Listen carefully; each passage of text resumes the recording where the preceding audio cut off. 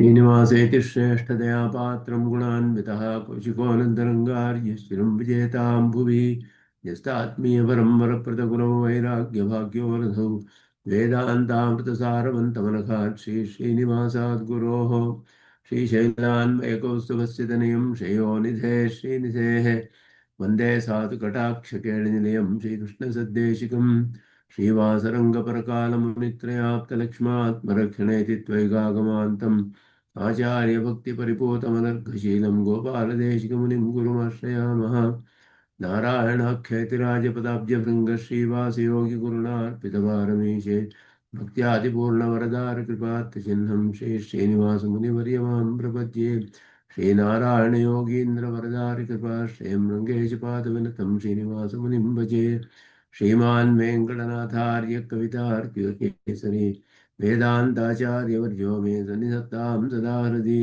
यो नित्यमच्युतपदाम्बुजयुग्मरुक्मं व्यामोहतस्तरितराणि तनाय मेने अस्मद्गुरोर्भगवतोऽस्तिदेकसिन्धो रामानुजस्य चरणौ शरणं प्रपद्ये विगाहे यामुनं तीर्थं साधुवृन्दावने स्थितं निरस्तजिह्मगस्पर्शेऽत्र कृष्णकृतादरः नाथेन मुनिनाथेन भवेयं नाथवानहं यस्य नैकमिकं तत्त्वं हस्तामलकथाङ्गतं यस्य सारस्वतस्रोतोऽकुलामोदवासितं श्रुतीनां विश्रमायालं शठारिं तमुपास्महे वन्दे वैकुण्ठसेनान्यं देवं सुपुत्रवतीसकं यद्वेत्र शिखरस्पन्दे विश्वमेतद्व्यवस्थितं साहधर्मचरीं शौरेः सम्मन्त्रितजगद्धिताम् अनुग्रहमयीं वन्दे नित्यमज्ञातनिग्रहां कमप्याद्यं गुरुं वन्दे कमलाग्रहमेधिनं प्रवक्ता छन्दसां वक्ता पञ्चरात्रस्य स्वयं वसुदेवसुतं देवं कंसचाणूरमर्दनं देवकी परमानन्दं कृष्णं वन्दे जगद्गुरुं पार्थाय प्रतिबोधितां भगवता नारायणेन स्वयं व्यासेन ग्रथितां पुराणमुनिना मध्ये महाभारतम् अद्वैतामृतवर्षिणीं भगवतीमष्टादशाध्यायिनीं अम्ब त्वामनुसन्दधामि भगवद्गीते भवद्वेषिणीं यत्पदाम्बोरुहध्यानविध्वस्ता शेषकल्मषः वस्तुतामुपयातोऽहं यामुनेयं नमामि तम् यति परिवृढो यद्गीतानामदर्शयदञ्जसा निगमपरिषन्नेदीयां संनिरामयमाशयं जननपदवी यातायातश्रमापहरां धियं जनेतु समे देव श्रीमान् धनञ्जय सारथिः सन्तः चित्ततमः प्रमथिनीमिमां भजन्तु भगवद्गीता भाष्यतात्पर्यचन्द्रिकाम् श्रीमते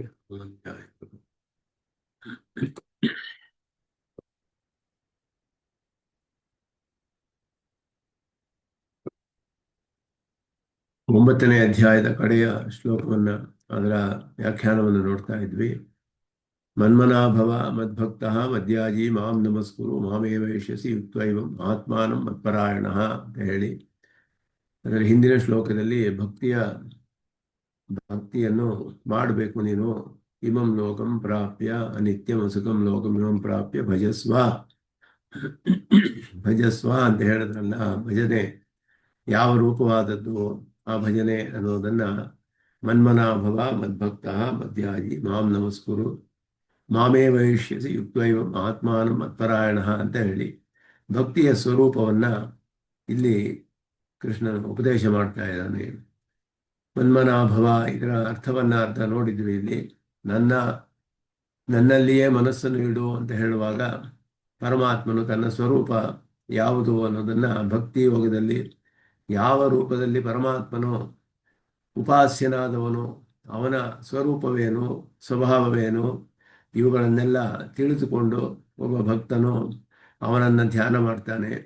ಅದೆಲ್ಲ ಯಾವ ವಿಶೇಷವಾದ ಧರ್ಮಗಳು, ಪರಮಾತ್ಮನಿಗೆ ಅಸಾಧಾರಣವಾದ ಧರ್ಮಗಳು ಇಲ್ಲಿ ಹೇಳಲ್ಪಟ್ಟಿದೆ. ಪರಮಾತ್ಮನ ಅಭಿಪ್ರಾಯದಲ್ಲಿ ಮನ್ಮನಾಭವ ಮದ್ಭಕ್ತಃ ಮದ್ಯಾಜಿ ಮಾಂ ನಮಸ್ಕುರು ಇದೆಲ್ಲ ಹೇಳಿದಾಗ ಯಾರನ್ನು ಕುರಿತು ಹೇಳ್ತಾ ಇರೋದಿಲ್ಲ ಅಂತ ಹೇಳಿದಾಗ ಮಯಿ ಸರ್ವೇಶ್ವರೇಶ್ವರೇ ನಿಖಿಲಹೇಯ ಪ್ರತಿನೀಕ ಕಲ್ಯಾಣೇಕ ತಾನೇ ಸರ್ವಜ್ಞೆ ಸತ್ಯ ಸಂಕಲ್ಪೆ ನಿಖಿಲ ಜಗದೇಕ ಕಾರಣೆ ಪರಸ್ಮಿನ್ ಬ್ರಹ್ಮಣಿ.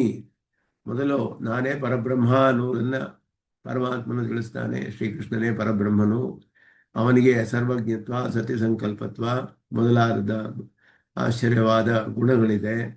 ಹಾಗೆಯೇ ಉಭಯಲಿಂಗ ವಿಶಿಷ್ಟನಾದವನು, ಸರ್ವೇಶ್ವರೇಶ್ವರನಾದವನು, ಜಗತ್ತಿಗೆಲ್ಲ ಏಕೈಕ ಕಾರಣನಾದವನು.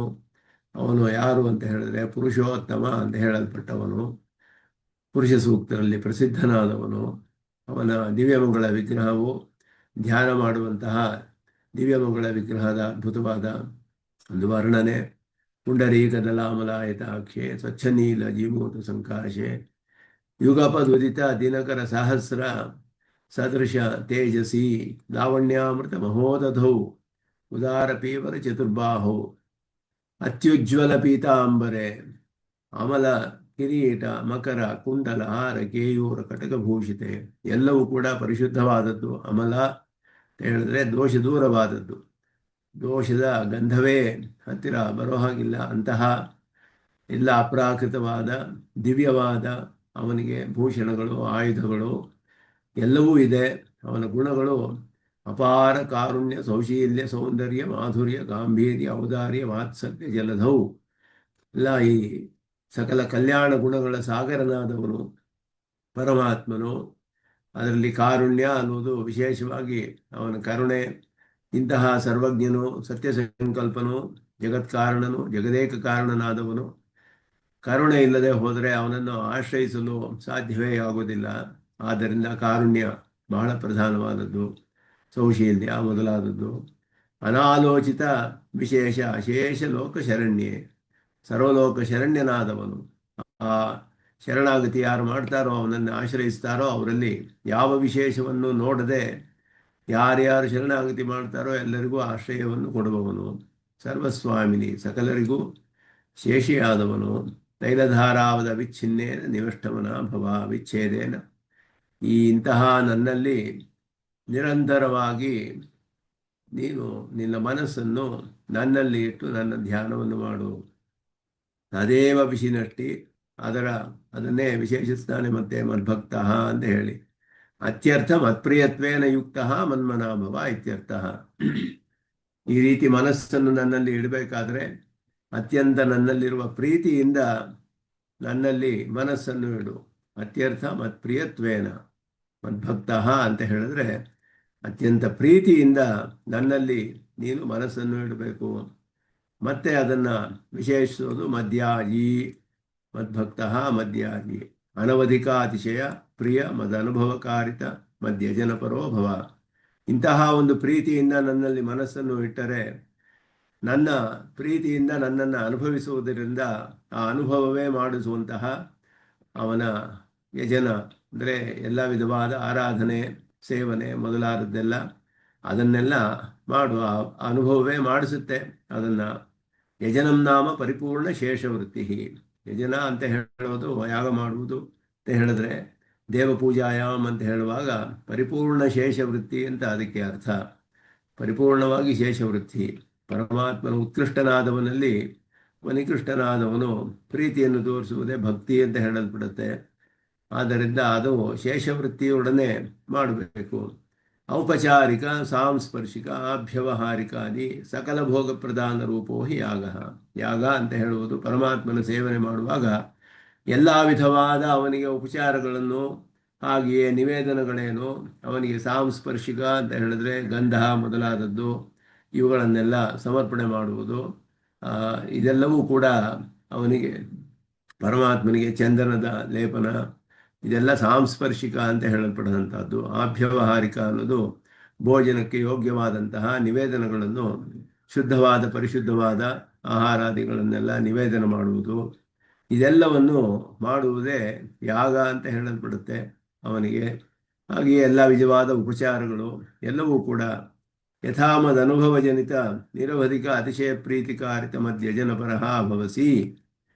ಎಲ್ಲದರಲ್ಲೂ ಕೂಡ ಪರಮಾತ್ಮನ ಅನುಭವದಿಂದ ಉಂಟಾದಂತಹ ಪ್ರೀತಿ, ಆ ನಿರವಧಿಕವಾದ ಪ್ರೀತಿಯಿಂದ ಅದು ಮಾಡಿಸುತ್ತೆ ಆ ಪರಮಾತ್ಮನ ಈ ಯಾಗವನ್ನು. ಈ ರೀತಿ ತಥಾ ಮನ್ಮನಾಭವ ಇತಿ ಯುಕ್ತಂ ಭವತಿ. ಅದೇ ರೀತಿ ನನ್ನಲ್ಲಿ ಮನಸ್ಸನ್ನು ಇಡು ಅಂತ ಹೇಳಿ ಪರಮಾತ್ಮನಲ್ಲಿ ಮನ್ಮನಾಭವ ಮದ್ಭಕ್ತ ಮದ್ಯಾಜಿ, ಮದ್ಯಾಜಿ ಮನ್ಮನಾಭವ. ಪರಮಾತ್ಮನ ಆರಾಧಿಸಿಕೊಂಡು ಅವನಲ್ಲಿ ಮನಸ್ಸನ್ನು ಇಡೋದು ಪ್ರೀತಿಯಿಂದ. ಮದ್ಭಕ್ತ ಮದ್ಯಾಜಿ ಮನ್ಮನಾಭವ. ಪುನರಪಿತ ದೇವ ವಿಷಿನಷ್ಟಿ.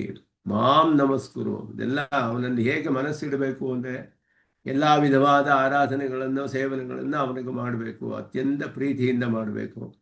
ಅದರನ್ನೇ ಅವನನ್ನು ನಮಸ್ಕಾರ ಮಾಡಬೇಕು. ಹಾಗೆಯೇ ಪರಮಾತ್ಮನನ್ನೇ ಧ್ಯಾನ ಮಾಡಿಕೊಂಡು ಅವನನ್ನು ನಮಸ್ಕಾರ ಮಾಡಬೇಕು, ಪ್ರೀತಿಯಿಂದ ಧ್ಯಾನ ಮಾಡಬೇಕು. ಅದರಿಂದ ಅವನ ನಮಸ್ಕಾರಗಳು ಅನವಧಿಕಾತಿಶಯ ಪ್ರಿಯ ಮದ ಅನುಭವಕಾರಿತ ಅತ್ಯರ್ಥ ಪ್ರಿಯ ಶೇಷವೃತ್ತವು ಅಪರ್ಯವಸ್ಯನ್ನೇ. ಯಾಗದಲ್ಲಿಯೇ ಮುಗಿಯಬಾರದು. ಶೇಷವೃತ್ತಿ ಅಂತ ಹೇಳಿದ್ರೆ ಪರಿಪೂರ್ಣ ಶೇಷವೃತ್ತಿಯನ್ನು ಮಾಡುವುದು. ಪರಮಾತ್ಮನಿಗೆ ಶೇಷ ಅಂತ ಹೇಳಿದ್ರೆ ಇನ್ನೊಬ್ಬನಿಗೆ ಅತಿಶಯವನ್ನು ಉಂಟು ಮಾಡುವುದೇ ಇವನ ಸ್ವರೂಪವಾಗುವುದೇ ಶೇಷತ್ವದ ಲಕ್ಷಣ. ಪರಮಾತ್ಮನಿಗೆ ಎಲ್ಲ ವಿಧವಾದ ಅತಿಶಯವನ್ನು ಉಂಟು ಮಾಡೋದು, ಅವನಿಗೆ ಯಾವ ಯಾವುದೆಲ್ಲ ಪ್ರಿಯವೋ ಆಯಾ ಕಾಲಕ್ಕೆ ಉಚಿತವಾದ ಸೇವೆಗಳನ್ನೆಲ್ಲ, ಉಚಿತವಾದ ಪ್ರಿಯವಾದ ವಿಷಯಗಳನ್ನೆಲ್ಲ ಮಾಡುವುದು ಶೇಷವೃತ್ತಿ, ಒಬ್ಬ ಶೇಷನ ಕೆಲಸ.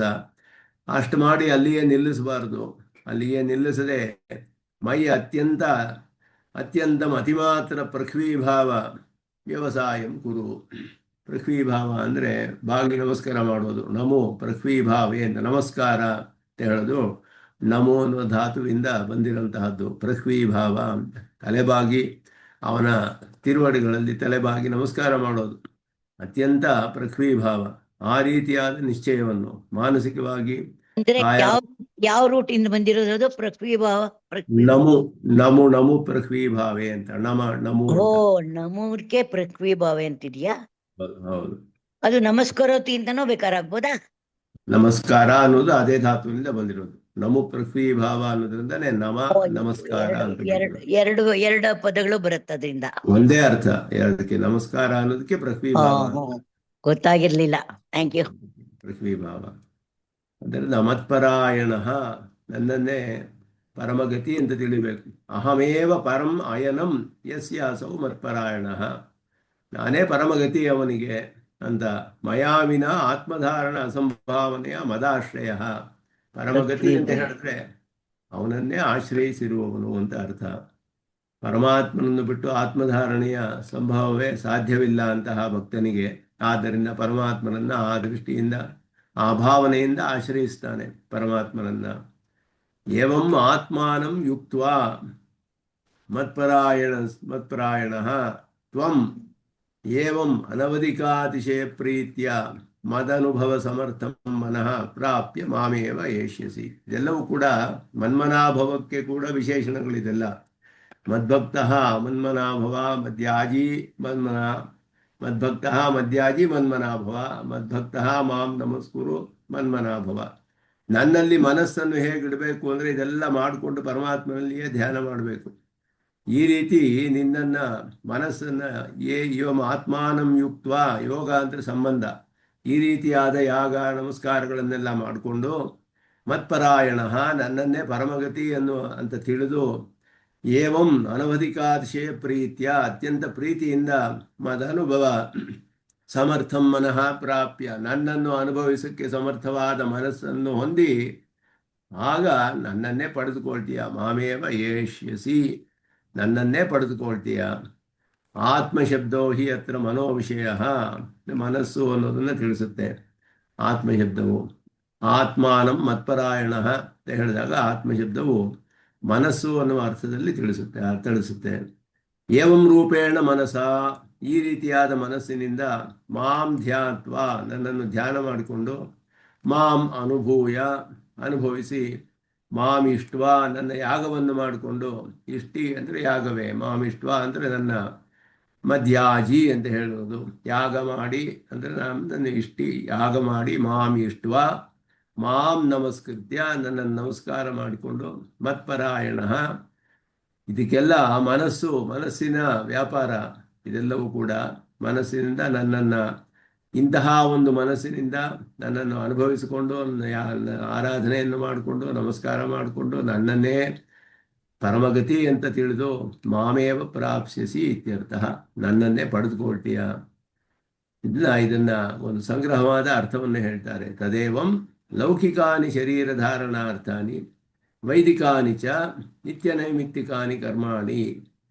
ಲೋಕದ ಶರೀರಧಾರಣೆಗೆ ಬೇಕಾದಂತಹ ಲೌಕಿಕ ಕರ್ಮಗಳಾಗಲಿ, ವೈದಿಕ ಕರ್ಮಗಳು, ಹಾಗೆಯೇ ನಿತ್ಯ ನೈಮಿತ್ತಿಕ ಕರ್ಮಗಳು ಎಲ್ಲವನ್ನು ಕೂಡ ಮತ್ಪ್ರೀತಯೇ, ಪರಮಾತ್ಮನಿಗೆ ಪ್ರೀತಿ ಉಂಟು ಮಾಡುವುದಕ್ಕೋಸ್ಕರವೇ, ಮಚ್ಚೇಷತೈಕರಸಃ, ಪರಮಾತ್ಮನಿಗೆ ಶೇಷಭೂತವಾಗಿರುವುದರಲ್ಲಿಯೇ ಆನಂದವನ್ನು ಹೊಂದಿದವನಾಗಿ, ಮಯ್ಯೇವ ಕಾರಿತಃ ಇತಿ ಕುರ್ವನ್, ಮಯಾ ಏವ ಕಾರಿತಃ, ನನ್ನಿಂದಲೇ ಮಾಡಲ್ಪಟ್ಟಿತು. ಇದೆಲ್ಲವೂ ಕೂಡ ಕರ್ಮಗಳು ಪರಮಾತ್ಮನ ಪ್ರೀತಿಗಾಗಿ, ಪರಮಾತ್ಮನಿಗೆ ಶೇಷವಾಗಿರುವುದರಲ್ಲೇ ಆನಂದವನ್ನು ಹೊಂದಿರಿದ ಪರಮಾತ್ಮನಿಂದಲೇ ಮಾಡಿಸಲ್ಪಟ್ಟಿದೆ ಅಂತ ಹೇಳಿ ಈ ರೀತಿ ಮಾಡಬೇಕದನ್ನ ಭಗವತ್ ಪ್ರೀತ್ಯರ್ಥಂ ಅದೆಲ್ಲ ಹೇಳುವಾಗ ನಾವು ಸಾತ್ವಿಕ ತ್ಯಾಗವನ್ನು ಮಾಡುವಾಗ ಇದನ್ನೆಲ್ಲ ಹೇಳ್ತೀವಿ. ಪರಮಾತ್ಮನಿಗೆ ಶೇಷಭೂತವಾದದ್ದು ಅವನ ಕರ್ಮವೇ, ಅವನ ಪ್ರೀತಿಗೋಸ್ಕರ ಅವನಿಂದಲೇ ಮಾಡಿಸಲ್ಪಟ್ಟಿದೆ ಮೊದಲಾದವು ಹೇಳ್ತೀವಿ.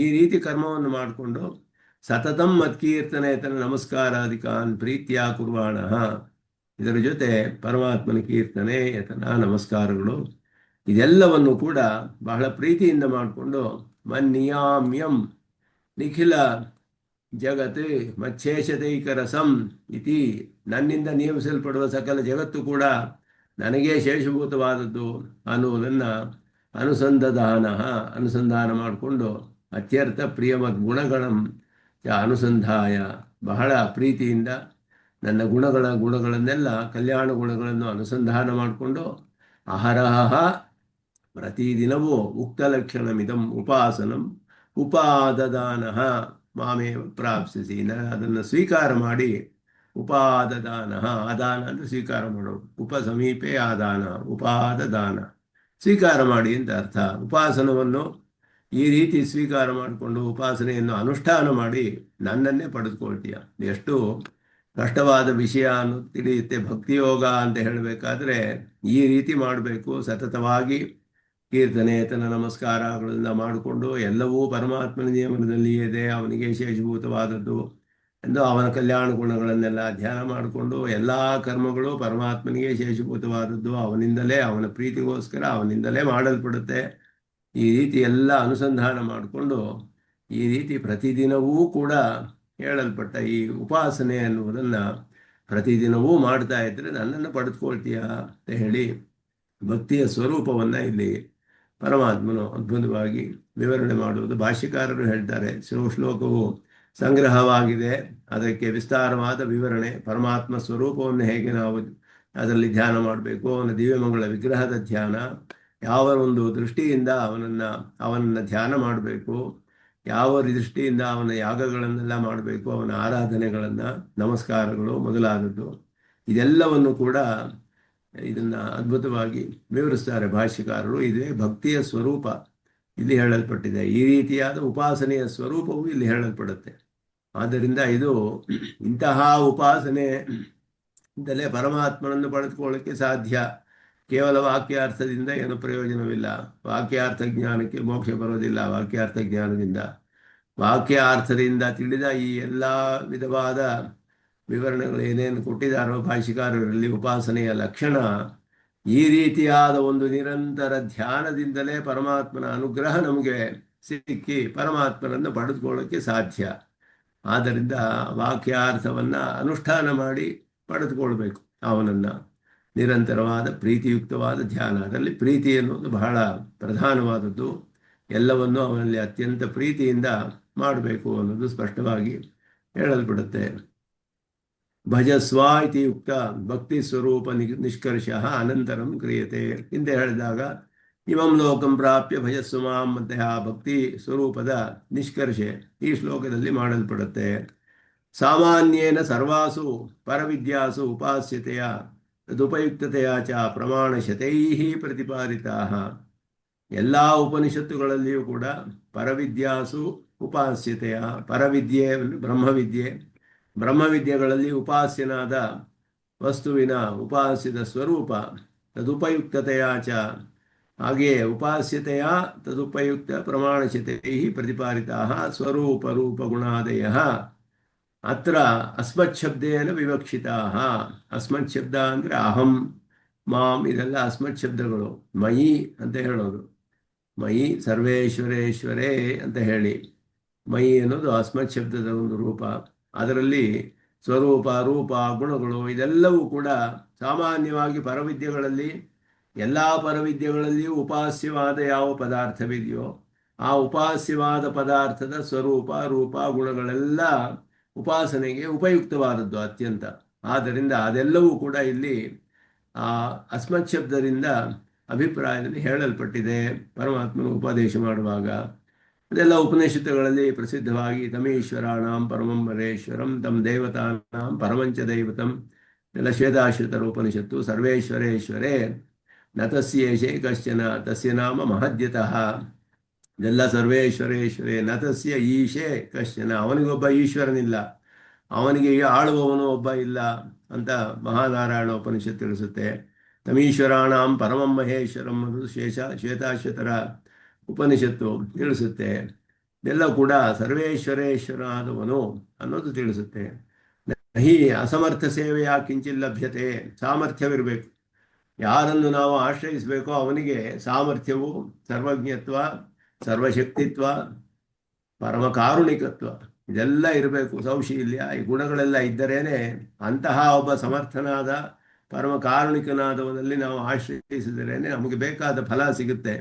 ಆದ್ದರಿಂದ ಇಲ್ಲಿ ಅವನ ಸಾಮರ್ಥ್ಯವು ಮೊದಲು ಹೇಳಲ್ಪಡುತ್ತೆ. ನಹಿ ಅಸಮರ್ಥ ಸೇವೆಯ ಕಿಂಚಿತ್ ಲಭ್ಯತೆ, ಸಾಮರ್ಥ್ಯವಿಲ್ಲದಿಂದ ಏನು ಪ್ರಯೋಜನವಿಲ್ಲ. ನಚ ಬ್ರಹ್ಮಾಂಡರಾದೇಹೇ ಅನೀಶ್ವರ ಬ್ರಹ್ಮ ಈಶಾನಾದಯೋಪಿ ಬ್ರಹ್ಮಾಂಡಾಂತರಾದೇಹೇ ಅನೀಶ್ವರ ಬ್ರಹ್ಮ ಈಶಾನಾದಯೋ ಮೋಕ್ಷ ದಾನಶಕ್ತಾ ಇತಿ ಭಾವ. ಆದ್ದರಿಂದ ಎಲ್ಲ ಇದರ ಒಳಗಡೆ ಇರುವಂತಹ ಬ್ರಹ್ಮಾಂಡದ ಒಳಗಡೆ ಇರುವಂತಹ ಅನೀಶ್ವರರಾದವರು, ಬ್ರಹ್ಮ ಹಾಗೆಯೇ ರುದ್ರ ಮೊದಲಾದವರು, ಚತುರ್ಮುಖ ಬ್ರಹ್ಮ ರುದ್ರ ಮೊದಲಾದವರಿಗೆ ಮೋಕ್ಷವನ್ನು ಕೊಡುವ ಶಕ್ತಿ ಇಲ್ಲ. ಅವರು ಕೂಡ ಬ್ರಹ್ಮಾಂಡದಲ್ಲೇ ಸೇರಿಬಿಟ್ಟಿದ್ದಾರೆ. ಅವರೆಲ್ಲ ಸೃಜ್ಯರಾದವರು, ಕರ್ಮವಶ್ಯರು. ಆದ್ದರಿಂದ ಇದು ಜಗತ್ತಿಗೆ ಹೊರಗಡೆನಾಗಿರಬೇಕು. ಜಗತ್ತನ್ನು ಸೃಷ್ಟಿ ಮಾಡುವವನು, ಸೃಷ್ಟಿ ಸ್ಥಿತಿ ಲಯಗಳಿಗೆಲ್ಲ ಯಾರು ಕಾರಣನೋ ಅವನೇ ಮೋಕ್ಷವನ್ನು ಕೊಡುವವನು ಅಂತ ಪರಬ್ರಹ್ಮದ ಲಕ್ಷಣವನ್ನು ಬಾದರಾಯಣರು ಕೂಡ ಹೇಳ್ತಾರೆ. ಅದನ್ನು ಕ್ಷೇತ್ರಜ್ಞಸ್ಯ ಈಶ್ವರ ಜ್ಞಾನಾತ್ ವಿಶುದ್ಧಿ ಪರಮಾಮತ. ಯಾಜ್ಞವಲ್ಕ್ಯ ಸ್ಮೃತಿಯಲ್ಲಿ ಪರಮಾತ್ಮನ ಜ್ಞಾನದಿಂದಲೇ ಕ್ಷೇತ್ರಜ್ಞನಿಗೆ ಪರಮಶುದ್ಧಿ ಬರುತ್ತೆ. ಅಂದರೆ ಮೋಕ್ಷ, ಸಂಸಾರ ತಪ್ಪಿಸ್ಕೊಳ್ಳೋಕೆ ಸಾಧ್ಯ. ಪರಮಾತ್ಮನ ಜ್ಞಾನವನ್ನು ಪಡೆದುಕೊಳ್ಬೇಕು. ಅದಿಲ್ಲದೆ ಹೋದರೆ ಅವನಿಗೆ ಬರೋದಿಲ್ಲ. ಹೇಯಾಸ್ಪದಸ್ಯ ಗುಣರಹಿತಸ್ಯ ಚ ಭಜನೀಯತ್ವ ಅಭಾವಾತ್ ಇತರ ವ್ಯಾವತ್ಯರ್ಥಂ ಸಗುಣ ನಿರ್ಗುಣ ಶ್ರುತೀನಾಂ ವಿಷಯ ವ್ಯವಸ್ಥೆಯ ಉಭಯಲಿಂಗಮಾಹ ನಿಖಿಲ ಜಗ ಇತಿ. ಹೇಯಾಸ್ಪದ, ಹೇಯಕ್ಕೆ ಎಲ್ಲ ದೋಷಗಳಿಗೆ ಆಸ್ಪದವಾಗಿರುವಂತಹದ್ದು, ದೋಷಗಳನ್ನು ಹೊಂದುವಂತಹದ್ದಾಗಲಿ ಗುಣವಿಲ್ಲದೆ ಇರುವಂತಹಾಗಲಿ ಅವುಗಳೆಲ್ಲ ಭಜನೆ ಮಾಡುವುದಕ್ಕೆ ಯೋಗ್ಯವಲ್ಲ. ಆದ್ದರಿಂದ ಅದನ್ನೆಲ್ಲ ಬೇರ್ಪಡಿಸಲು ಪರಮಾತ್ಮನಿಗೆ ಯಾವ ವಿಧವಾದ ದೋಷವೂ ಇಲ್ಲ, ಸಕಲ ಕಲ್ಯಾಣ ಗುಣಗಳೂ ಇದೆ. ಇದುವೇ ಸಗುಣ ನಿರ್ಗುಣ ಶ್ರುತಿಗಳ ವಿಷಯ ವ್ಯವಸ್ಥೆ. ಶ್ರುತಿಯು ಸಗುಣವೂ ಹೇಳುತ್ತೆ, ನಿರ್ಗುಣವನ್ನು ಹೇಳುತ್ತೆ. ನಿರ್ಗುಣ ನಿಷ್ಕ್ರಿಯ ನಿರಂಜನ ಅಂತೆಲ್ಲ ಹೇಳುತ್ತೆ. ಹಾಗೆಯೇ ಅವನಿಗೆ ಎಲ್ಲ ವಿಧವಾದ ಗುಣಗಳು ಹೇಳಿದೆ.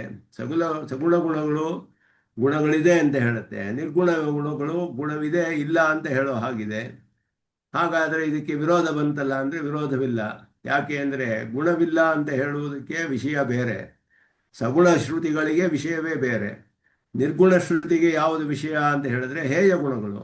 ಸಗುಣ ಶ್ರುತಿಗೆ ಯಾವುದು ವಿಷಯ ಅಂದರೆ ಕಲ್ಯಾಣ ಗುಣಗಳು. ಆದ್ದರಿಂದ ವಿಷಯಗಳೇ ಬೇರೆ. ನಿರ್ಗುಣ ಶ್ರುತಿಯು ಹೇಯ ಗುಣಗಳು ಇಲ್ಲ ಅನ್ನೋದನ್ನು ತಿಳಿಸುತ್ತೆ, ಸಗುಣ ಶ್ರುತಿಯು ಕಲ್ಯಾಣ ಗುಣಗಳು ಇದೆ ಅಂತ ತಿಳಿಸುತ್ತೆ. ಆದ್ದರಿಂದ ಇದೆರಡಕ್ಕೂ ವಿಷಯ ವ್ಯವಸ್ಥೆಯನ್ನು ಹೀಗೆ ಮಾಡಿದ್ರೆ ಯಾವ ವಿರೋಧವೂ ಇರೋದಿಲ್ಲ.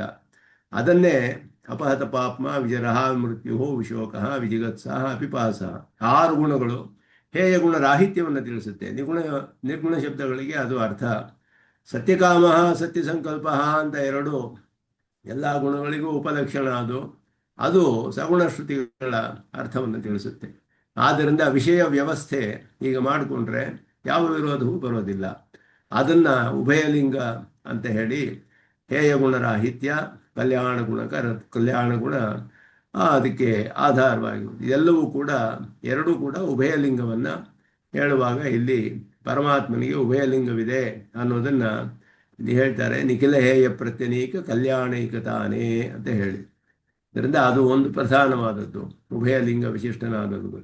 ಸಮಸ್ತ ಅನಿಷ್ಟ ನಿವರ್ತಕತ್ವಾತ್ ಅನಂತ ಭೋಗ್ಯಮಯತ್ವಾಚ ಉಭಯಮೇವ ಉಪಾಸ್ಯ ಇತಿ ಭಾವ. ಅದರಿಂದ ಎರಡೂ ಕೂಡ ಉಪಾಸ್ಯ ಕೋಟಿಯಲ್ಲಿ ಸೇರುತ್ತೆ. ಯಾವ ದೋಷವೂ ಇಲ್ಲ ಅಂತ ಹೇಳಿರೋದ್ರಿಂದಲೇ ಇನ್ನೊಬ್ಬರ ದೋಷವನ್ನೆಲ್ಲ ನಾಶಪಡಿಸುವಂತಹ ಸಾಮರ್ಥ್ಯವಿದೆ ಅಂತ ತಿಳಿಸುತ್ತೆ. ದೋಷವೇ ಇರೋರಿಗೆ ತಮ್ಮ ದೋಷವನ್ನು ಹೋಗಿಸ್ಕೊಳ್ಳೋಕ್ಕೆ ಸಾಮರ್ಥ್ಯವಿಲ್ಲ, ಇನ್ನೊಬ್ಬರ ದೋಷ ಹೇಗೆ ಹೋಗಿಸ್ತಾರೆ? ಆದ್ದರಿಂದ ದೋಷ ದೂರನಾದವನೇ ಮತ್ತೊಬ್ಬರ ದೋಷವನ್ನು ಹೋಗೋಕ್ಕೆ ಸಾಧ್ಯ. ಒಂದು ಪವಿತ್ರವಾದ ವಸ್ತುವಿಂದ ಶುದ್ಧಿಗೊಳಿಸ್ಬೋದೇ ಹೊರತು ದೋಷವಿರುವ ವಸ್ತುವಿಂದ ಶುದ್ಧಿಗೊಳಿಸೋಕ್ಕಾಗೋದಿಲ್ಲ, ಅದರಲ್ಲಿಯೇ ದೋಷವಿದೆ. ಹಾಗೆ ಸಮಸ್ತ ಅನಿಷ್ಟ ನಿವರ್ತಕತ್ವ ಇರಬೇಕು, ಹಾಗೆಯೇ ಅನಂತ ಭೋಗ್ಯಮಯತ್ವವೂ ಇರಬೇಕು. ಎರಡೂ ಕೂಡ ಉಪಾಸ್ಯ ಕೋಟಿಯಲ್ಲಿ ಸಿಗುತ್ತೆ. ಭೋಗ್ಯವಾಗಿಯೂ ಇರಬೇಕು, ದೋಷ ನಿವರ್ತಕತ್ವವೂ ಇರಬೇಕು. ಇದು ಉಭಯಲಿಂಗದಿಂದ ತಿಳಿಸುತ್ತೆ. ಅನಂತ ಮಂಗಲ ಗುಣ ಉಪಲಕ್ಷಕತೆಯ, ಎಲ್ಲ ಮಂಗಳಗುಣಗೂ ಉಪಲಕ್ಷಕ ಇದೆಲ್ಲ. ಧ್ಯೇಯ ಲಕ್ಷಣ ಜಗತ್ಕಾರಣತ್ವ ಮೋಕ್ಷಪ್ರದತ್ವ ಔಪೈಕಂ ಗುಣದ್ವಯಂ ಸರ್ವಜ್ಞೆ ಸತ್ಯ ಸಂಕಲ್ಪ ಇತ್ಯುಕ್ತಂ. ಎರಡು ಕೂಡ ಪ್ರಧಾನವಾದದ್ದು. ಇದೆರಡು ಕಡೆ ಧ್ಯೇಯವಾದ ಪದಾರ್ಥಗಳಲ್ಲಿ ಇರಬೇಕಾದದ್ದು ಎರಡು: ಸರ್ವಜ್ಞತ್ವ, ಸತ್ಯ ಸಂಕಲ್ಪತ್ವ, ಮತ್ತೆ ಜಗತ್ಕಾರಣತ್ವ, ಮೋಕ್ಷಪ್ರದತ್ವ. ಇವುಗಳಿಗೆಲ್ಲ ಉಪಯುಕ್ತವಾದದ್ದು ಸರ್ವಜ್ಞತ್ವ ಮತ್ತು ಸತ್ಯ ಸಂಕಲ್ಪತ್ವ. ಇದೆರಡು ಕೂಡ ಪ್ರಧಾನವಾದದ್ದು. ಎಲ್ಲಕ್ಕೂ ಉಪಲಕ್ಷಣ ಇದು ಅನಂತ ಮಂಗಳ ಗುಣಗಳಿಗೆ. ಆದರೆ ಪ್ರಧಾನವಾಗಿ ಧ್ಯೇಯವಾದ ಪದಾರ್ಥದಲ್ಲಿ ಇರಬೇಕಾದ್ದು ಇದೆರಡು: ಸಾಮರ್ಥ್ಯ, ಸತ್ಯ ಸಂಕಲ್ಪತ್ವ ಎಲ್ಲ ಇರಬೇಕು. ಹಾಗೆಯೇ ಜಗತ್ಕಾರಣತ್ವ, ಮೋಕ್ಷಪ್ರದತ್ವ, ಇದಕ್ಕೆಲ್ಲ ಉಪಯುಕ್ತವಾದದ್ದು ಇದೆರಡು: ಸರ್ವಜ್ಞತ್ವ ಮತ್ತು ಸತ್ಯ ಸಂಕಲ್ಪತ್ವ. ಯಹ ಸರ್ವಜ್ಞ ಸರ್ವವಿತ್ ಯಸ್ಯ ಜ್ಞಾನಮಯಂ ತಪಃ ತಸ್ಮಾನೇತದ್ ಬ್ರಹ್ಮ ನಾಮರೂಪವನ್ನಂಚ ಜಾಯತೆ. ಮುಂಡಕೋಪನಿಷತ್ತು ತಿಳಿಸುತ್ತೆ.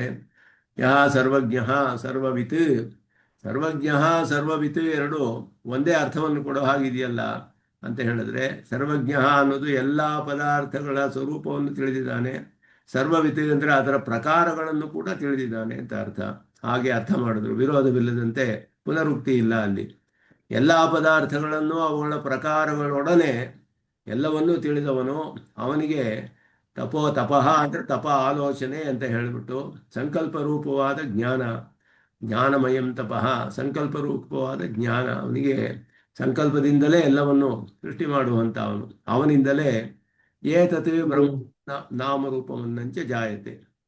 ಬ್ರಹ್ಮ ಅಂತ ಹೇಳಿದ್ರೆ ಇದು ಅವ್ಯಕ್ತವನ್ನು ತಿಳಿಸುತ್ತೆ, ಮತ್ತೆ ನಾಮರೂಪ ವಿಭಾಗವಾದದ್ದು. ಎರಡು ಕೂಡ ನಾಮರೂಪವಿಲ್ಲದ ಪ್ರಕೃತಿಯ ಅವಸ್ಥೆ, ನಾಮರೂಪವಿರುವ ಅವಸ್ಥೆ, ಎರಡೂ ಕೂಡ ಪರಮಾತ್ಮನದಲ್ಲೇ ಸೃಷ್ಟಿಯಾಗುತ್ತೆ ಅಂತ ಹೇಳಿ ಇಲ್ಲಿ ಬ್ರಹ್ಮಶಬ್ದಕ್ಕೆ ಆ ರೀತಿಯಾದ ಅರ್ಥ ಅಲ್ಲಿ ಮುಂಡಕೋಪನಿಷತ್ತಿನಲ್ಲಿ. ಸತ್ಯಕಾಮ ಸತ್ಯ ಸಂಕಲ್ಪ ಚಾಂದೋಗ್ಯೋಪನಿಷತ್ತಿನಲ್ಲಿ ದಹರ ವಿದ್ಯಾ ಪ್ರಕರಣದಲ್ಲಿ ಇದು ಕೂಡ ಅವನಿಗೆ ಸತ್ಯಕಾಮತ್ವ ಸತ್ಯ ಸಂಕಲ್ಪತ್ವವೆಲ್ಲ ಇದೆ ಅನ್ನೋದು ತಿಳಿಸುತ್ತೆ ಸ್ಪಷ್ಟವಾಗಿ. ಅನಿಷ್ಟ ನಿವೃತ್ತಿಯಾದೌ ಚ ಅಸ್ಯ ಅಜ್ಞಾತಂ ಸಹಕಾರಿ ಸಾಪೇಕ್ಷತ್ವಂ ಚ ನಾಸ್ತಿ ಇತಿ ಭಾವ. ಯಾಕೆ ಅಂದರೆ ಅವನು ಸತ್ಯಕಾಮ ಸತ್ಯ ಸಂಕಲ್ಪ ಅಂತ ಹೇಳಿದ್ರೆ ಅವನ ಸಂಕಲ್ಪವನ್ನು ತಡೆ ಮಾಡುವವರು ಯಾರೂ ಇಲ್ಲ. ಯಾವುದಾದ್ರೂ ಇಚ್ಛೆ ಪಟ್ಟರೆ ಎಲ್ಲವೂ ನಡೆದು ಬಿಡುತ್ತೆ ಅವನಿಗೆ. ಸತ್ಯಕಾಮತ್ವ ಅನ್ನುವ ಶಬ್ದಕ್ಕೆ ವಿಶೇಷವಾದ ಅರ್ಥಗಳಿದೆ. ಹಾಗೆ ಅವನು ಯಾರ ಅನಿಷ್ಟವನ್ನು ನಿವೃತ್ತಿ ಮಾಡಬೇಕು ಅಂತ ಹೇಳಿದ್ರೆ ಅದರಲ್ಲಿ ತಿಳಿಯದ ವಿಷಯವೇ ಇಲ್ಲ ಅವನಿಗೆ. ಮತ್ತೆ ಬೇರೆ ಇನ್ನೊಂದರ ಅಪೇಕ್ಷೆ, ಸಹಕಾರದ ಅಪೇಕ್ಷೆ ಇಲ್ಲ. ಅವನು ಯಾರ ಹೆಲ್ಪ್ ಬೇಕಾಗಿಲ್ಲ, ತಾನೇ ತನ್ನ ಸಂಕಲ್ಪದಿಂದಲೇ ಎಲ್ಲವನ್ನು ಮಾಡಬಲ್ಲ. ಇನ್ನೊಂದು ಸಹಕಾರಿ ಸಾಪೇಕ್ಷತ್ವಂ ನಾಸ್ತಿ, ಇನ್ನೊಬ್ಬರ ಸಹಾಯ ಬೇಕಾಗಿಲ್ಲ ಅವನಿಗೆ ಕೆಲಸವನ್ನು ಮಾಡೋದಕ್ಕೆ. ಯಾಕೆಂದರೆ ಎಲ್ಲವೂ ತಿಳಿದಿದೆ, ಎಲ್ಲ ಶಕ್ತಿಯೂ ಇದೆ, ಸಂಕಲ್ಪದಿಂದಲೇ ಎಲ್ಲವನ್ನು ಸಾಧಿಸಬಲ್ಲ. ಆದ್ದರಿಂದ ಅವನಿಗೆ ತಿಳಿದೇ ಇರೋದು ಯಾವುದೂ ಇಲ್ಲ, ಇನ್ನೊಬ್ಬರ ಸಹಾಯವೂ ಅಪೇಕ್ಷಿತವಲ್ಲ. ಅದೆಲ್ಲವೂ ಯಥೋ ವಾ ಇಮಾನಿ ಭೂತಾನಿ ಜಾಯಂತೆ ಇದು ಉಪಕ್ರಮಯ ತದ್ವಿಜಿಜ್ಞಾಸಸ್ವ. ಭೃಗುವಲ್ಲಿ ಅಂತ ಹೇಳ್ಬೋದು. ಭೃಗುರ್ವೈವಾರುಣಿ ವರುಣಂ ಪಿತರಮುಪಸಸಾರ ಅಂತ ಹೇಳಿ, ಭೃಗುರ್ವೈವಾರುಣಿ ವರುಣನ ಮಗ ಭೃಗು ತಂದೆಯಲ್ಲಿ ಹೋಗಿ ಬ್ರಹ್ಮವನ್ನು ಉಪದೇಶ ಮಾಡು ಅಂತ ಕೇಳಿದ. ಆಗ ಅವನು ಹೇಳ್ದ, ನೀ ತಪಸ್ಸು ಮಾಡಿ ತಿಳಿದುಕೋ ಅಂತ ಹೇಳ್ದ. ತಪಸ್ಸು ಮಾಡಿದ್ರೆ ಹೇಗೆ ಮಾಡಬೇಕು ಅಂತ ಹೇಳಿದ್ರೆ ಅವನು ಬ್ರಹ್ಮ ಲಕ್ಷಣವನ್ನು ಹೇಳಬೇಕಲ್ಲ, ಯಾವುದನ್ನು ತಪಸ್ಸು ಮಾಡಬೇಕು. ಯಥೋ ವಾ ಇಮಾನಿ ಭೂತಾನಿ ಜಾಯಂತೆ, ಎಲ್ಲ ಪ್ರಾಣಿಗಳು ಯಾವುದರಿಂದ ಹುಟ್ಟುತ್ತೋ, ಯಾವುದರಿಂದ ಅವುಗಳ ಸ್ಥಿತಿ ಇದೆಯೋ, ಯಾವುದರಲ್ಲಿ ಲಯವಾಗುತ್ತೋ ಅದೇ ಬ್ರಹ್ಮ, ನಾನು ತಪಸ್ಸು ಮಾಡಿ ತಿಳಿದುಕೋ ಅಂತ ಹೇಳ್ದ. ಆಗ ಅವನು ತಪಸ್ಸು ಮಾಡಿ ಮೊದಲು ಅನ್ನವೇ ಬ್ರಹ್ಮ ಅಂತ ತಿಳಿದ. ಅನ್ನದಿಂದಲೇ ತಾನೇ ಎಲ್ಲ ಹುಟ್ಟೋದು, ಬೆಳೆಯೋದು, ಸ್ಥಿತಿ ಎಲ್ಲ ಆಗೋದು ಅಂತ ಹೇಳಿ. ಆಮೇಲೆ ಅದಲ್ಲಪ್ಪ ಇನ್ನೂ ಸ್ವಲ್ಪ ತಪಸ್ಸು ಮಾಡು ಅಂತ. ಆಮೇಲೆ ಪ್ರಾಣವೇ ಬ್ರಹ್ಮ ಅಂತ ತಿಳಿದ, ಪ್ರಾಣವೇ ಮುಖ್ಯ ಅಂತ ಹೇಳಿ, ಅದಾದ ಮೇಲೆ ಮನಸ್ಸು ಅದಕ್ಕಿಂತ ಸೂಕ್ಷ್ಮವಾದದ್ದು, ಅದಕ್ಕಿಂತ ಮೇಲೆ ವಿಜ್ಞಾನ ಅಂತ ಹೇಳಿ ಜೀವಾತ್ಮ ಸ್ವರೂಪ, ಅದಕ್ಕಿಂತ ಮೇಲೆ ಆನಂದಮಯ ಅಂತ ಹೇಳಿ ಪರಬ್ರಹ್ಮ ಸ್ವರೂಪ, ಅಲ್ಲಿಯವರೆಗೆ ಹಂತ ಹಂತವಾಗಿ ಕರೆದುಕೊಂಡು ಹೋಗಿ ಅವನನ್ನ ಬ್ರಹ್ಮಸ್ವರೂಪವನ್ನು ಹೇಗೆ ತಪಸ್ಸಿನಿಂದ ತಿಳಿದ ಅನ್ನೋದನ್ನ ಆ ತೈತಿರಿಯ ಉಪನಿಷತ್ತಿನ ಭೃಗುವಲ್ಲಿ ತಿಳಿಸುತ್ತೆ ನಮಗೆ. ಭೃಗುರ್ವೈವಾರುಣಿಹಿ ಅಂತಾನೆ ಆರಂಭಿಸಿದ, ಭೃಗುವಲ್ಲಿ ಅಂತಾನೆ ಹೆಸರು ಅದಕ್ಕೆ. ಅಲ್ಲಿ ಹೇಳುವಾಗ ತದ್ ವಿಜಿಜ್ಞಾಸಸ್ವ, ಅದನ್ನ ಧ್ಯಾನ ಮಾಡಿ ಸಾಕ್ಷಾತ್ಕಾರ ಮಾಡ್ಕೋ ಅಂತ ಹೇಳಿ ಅವನು ಉಪದೇಶ ಮಾಡುವಂತ ತೈತಿರಿಯೋಪನಿಷತ್ತಿನಲ್ಲಿ ಕಾರಣಂತೂ ಧ್ಯೇಯ ಅಥರ್ವಶಿಖೋಪನಿಷತ್ತು ತಿಳಿಸುತ್ತೆ. ಜಗತ್ಕಾರಣ ವಸ್ತುವೇ, ಅದನ್ನ ಧ್ಯಾನ ಮಾಡಿದ್ರೆ ನಮ್ಗೆ ಗಾಂಡ್ರಲ್ಲೇ ಇನ್ ಪೊಲ್ ಕುತ್ಕೋರ್ದು ಹೆಂಗಿರ್ದೆ ನೀವು ಮ್ಯೂಟ್ ಮಾಡ್ಕೊಂಬಿಡಿ ದಯವಿಟ್ಟು, ಪ್ರಶ್ನೆ ಇಲ್ಲ ಅಂದ್ರೆ.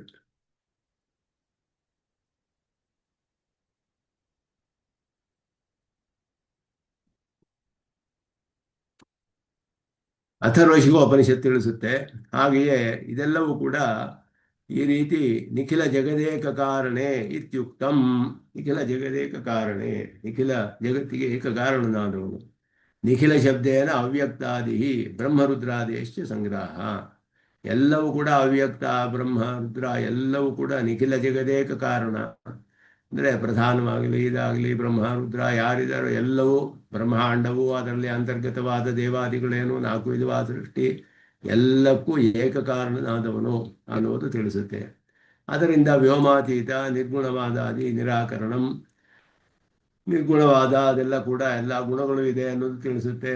ವ್ಯೋಮಾತೀತವಾದ ಅಂತ ಹೇಳಿ ಪರಮಾತ್ಮನ ಬ್ರಹ್ಮನಿಗಿಂತ ಮೇರೆ ಒಂದು ಇದೆ ಆಕಾಶ ಅಂತ ಹೇಳಿ ಹೇಳಲ್ಪಟ್ಟಿತು. ಆಕಾಶವೇ ಬ್ರಹ್ಮ ಅಂತ ಹೇಳಿದೆ ದಹರ ವಿದ್ಯಾ ಪ್ರಕರಣದಲ್ಲಿ. ದಹರಃ ಅಸ್ಮಿನ್ ಅಂತರಾಕಾಶ ಅಂತ ಹೇಳಿ ಆ ದಹರ ಶಬ್ದವೇ ಇದೆ. ತಸ್ಮಿನ್ ಯದಂತಹ ತದನ್ವೇಷ್ಟಂ, ಅದರ ಒಳಗಡೆ ಇನ್ಯಾವುದೋ ಒಂದಿದೆ ಅದನ್ನ ಮಾಡು ಅಂದ್ರೆ ಅದಕ್ಕಿಂತ ಬೇರೆ ಆಯ್ತಲ್ಲ, ದಹರ ಶಬ್ದಕ್ಕಿಂತ ಬೇರೆ.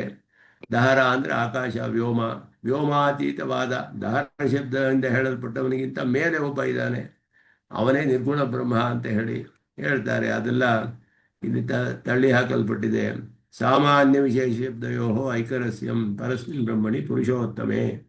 ಸಾಮಾನ್ಯ ಶಬ್ದಗಳೆಲ್ಲ ಬ್ರಹ್ಮ, ಸತ್, ಆತ್ಮ ಈ ಶಬ್ದಗಳಿಂದ ಹೇಳಿ, ವಿಶೇಷವಾದ ಶಬ್ದ ಪುರುಷೋತ್ತಮ ಅನ್ನುವ ಶಬ್ದ. ಪುರುಷ ಸೂಕ್ತದಲ್ಲಿ ಪ್ರಸಿದ್ಧನಾದವನು ಅವನೇ ಶ್ರೀಮನ್ನಾರಾಯಣ ಅಂತ ಹೇಳಿ. ಪುರುಷೋತ್ತಮ ಉತ್ತಮ ಪುರುಷಸ್ತು ಅನ್ಯ ಪರಮಾತ್ಮ ಇತಿ ಉದಾಹೃತಃ. ಇವು ಲೋಕತ್ರಯಮಾವಿಶ್ಯ ವಿಭರ್ತಿ ಅವ್ಯಯ ಈಶ್ವರ 15ನೇ ಅಧ್ಯಾಯದಲ್ಲಿ ಬರುತ್ತೆ ಪುರುಷೋತ್ತಮ ಯೋಗ ಭಗವದ್ಗೀತೆಯಲ್ಲಿ. ಪುರುಷೋತ್ತಮ ಶಬ್ದ ಸಹ ಉತ್ತಮ ಪುರುಷ ಅಂತ ಉಪನಿಷತ್ ಕೂಡ ತಿಳಿಸುತ್ತೆ. ಉತ್ತಮ ಪುರುಷ ಅಂತ ಪುರುಷೋತ್ತಮ, ಅದುವೇ ಅಲ್ಲಿ ನಿಶ್ಚಯ ಮಾಡುವಂತಹದ್ದು ವಿಶೇಷ ಶಬ್ದ. ಸಾಮಾನ್ಯ ಶಬ್ದಗಳಿಗೆ ವಿಶೇಷವಾದ ಶಬ್ದದಲ್ಲಿ ಪರಿವಸಾನ. ಅನೇನ ಸರ್ವಾತ್ಮಕತ್ವಂ ಸರ್ವ ವಿಲಕ್ಷಣತ್ವಂ ಚ ಅವಿರುದ್ಧಂ ಉಪದರ್ಶಿತಂ ಭವತಿ. ಆದ್ದರಿಂದ ಎಲ್ಲಕ್ಕೂ ಆತ್ಮನಾಗಿರುವುದು ಕೂಡ ಎಲ್ಲಕ್ಕಿಂತಲೂ ವಿಲಕ್ಷಣನಾಗಿರುವುದು ಎಲ್ಲವೂ ಅದರಲ್ಲಿ ತಿಳಿದು ಬರುತ್ತೆ. ಎಲ್ಲಕ್ಕೂ ಆತ್ಮನಾಗಿದ್ದಾನೆ, ಎಲ್ಲಕ್ಕಿಂತ ವಿಲಕ್ಷಣನಾಗಿದ್ದಾನೆ. ದೇಹಕ್ಕೂ ಆತ್ಮಕ್ಕೂ ಯಾವ ಒಂದು ಸಾಂಕರ್ಯವಿಲ್ಲ. ದೇಹದ ಧರ್ಮಗಳೆಲ್ಲ ದೇಹದಲ್ಲಿಯೇ ಇರುತ್ತೆ, ಆತ್ಮನಿಗೆ ಹೋಗೋದಿಲ್ಲ. ಆತ್ಮನ ಧರ್ಮಗಳೆಲ್ಲ ಆತ್ಮನಲ್ಲಿ ಇರುತ್ತೆ, ದೇಹಕ್ಕೆ ಬರೋದಿಲ್ಲ. ಆದ್ದರಿಂದ ಎಲ್ಲಕ್ಕೂ ಆತ್ಮನಾಗಿದ್ದರು ಕೂಡ ಐತದಾತ್ಮ್ಯಮಿದಂ ಸರ್ವಂ ತತ್ ಸತ್ಯಂ ಸ ಆತ್ಮ ಅಂತ ಹೇಳಿದಾಗ ತತ್ವಮಸಿ ಅಲ್ಲಿ ಹಾಗೆಯೇ ಸತ್ಯಚ್ಚ ಭವತ್ ನಿರುಕ್ತಂಚ ನಿರುಕ್ತಂಚ ಸತ್ಯಂಚ ಅನೃತಂಚ ಸತ್ಯಂ ಅಭವತ್. ಉಪನಿಷತ್ ತಿಳಿಸುತ್ತೆ ಸತ್ಯಂಚ ಅನೃತಂಚ ಸತ್ಯಂ ಅಭವತ್. ಸತ್ಯವೂ ಆದ ಅನೃತವೂ ಆ ಚೇತನಾತ್ಮಕವಾದ ಜಗತ್ತಾದರೂ ಅವನು ಸತ್ಯಂ ಅಭವತ್, ಸತ್ಯವಾಗಿಯೇ ಇದ್ದ, ಅವನಿಗೆ ಯಾವ ವಿಕಾರವೂ ಇರಲಿಲ್ಲ ಅಂತ ಶ್ರುತಿ ಹೇಳುತ್ತೆ. ಇದಕ್ಕಿಲ್ಲ. ಆದ್ದರಿಂದ ಎಲ್ಲಕ್ಕಿಂತಲೂ ವಿಲಕ್ಷಣವಾಗಿದ್ದರು, ಎಲ್ಲಕ್ಕೂ ಆತ್ಮವಾಗಿರುವುದಕ್ಕೂ ಯಾವ ವಿರೋಧವೂ ಇಲ್ಲ ಅನ್ನೋದು ತಿಳಿಸಲ್ಪಡುತ್ತೆ. ನಾರಾಯಣಾನುವಾಕಂ ಪುರುಷ ಸೂಕ್ತಾಧಿಕಂ ಚ ಸ್ಮಾರಿತಂ. ಪುರುಷ ಸೂಕ್ತ, ನಾರಾಯಣಾನುವಾಕ ಇದೆಲ್ಲ ಅದರ ಅರ್ಥಗಳೆಲ್ಲ ಇಲ್ಲಿ ಹೇಳಲ್ಪಟ್ಟಿದೆ. ಇದೆಲ್ಲವೂ ಕೂಡ ಎಲ್ಲ ಪರವಿದ್ಯೆಗಳಲ್ಲಿಯೂ ಉಪಾಸ್ಯನಾದ ಪರಮಾತ್ಮನ ಸ್ವರೂಪವು ಹೇಳಲ್ಪಡುತ್ತೆ.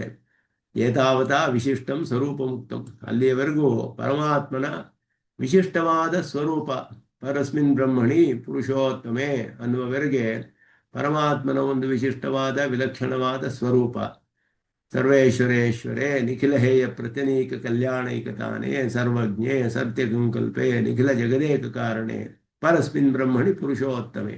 ಇಲ್ಲಿಯವರೆಗೂ ಪರಮಾತ್ಮನ ಅಸಾಧಾರಣವಾದ ಸ್ವರೂಪ ಅದು ಹೇಳಲ್ಪಟ್ಟಿದೆ. ಅದಾದ ಮೇಲೆ ಸರ್ವಶಾಖಾದಿ ಪಠಿತ ಪುರುಷ ಸೂಕ್ತಾದಿ ಸಿದ್ಧಂ, ಎಲ್ಲ ಶಾಖೆಗಳಲ್ಲಿಯೂ ಹೇಳಲ್ಪಟ್ಟಂತಹ ಪುರುಷ ಸೂಕ್ತ ಮೊದಲಾದಲ್ಲಿ ಪ್ರಸಿದ್ಧವಾದ ಶುಭಾಶ್ರಯ ಪ್ರಕರಣ ಪ್ರಪಚಿತಂಚ. ಶುಭಾಶ್ರಯ ಪ್ರಕರಣ ಹೇಳಿದ್ರೆ ಪರಮಾತ್ಮನ ದಿವ್ಯಮಂಗಳ ವಿಗ್ರಹವನ್ನು ವರ್ಣಿಸುವಂತಹ ಪ್ರಕರಣ. ಅಲ್ಲಿ ಭೂಷಣಾಧ್ಯಾಯ ಅಂತ ಹೇಳಿ, ಅಸ್ತ್ರಭೂಷಣಾಧ್ಯಾಯ ಅಂತ ಹೇಳಿ ಭಾಗವತದಲ್ಲಿ ವಿಷ್ಣು ಪುರಾಣದಲ್ಲಿ ಆಗಮಗಳಲ್ಲೆಲ್ಲ ಬರುತ್ತೆ.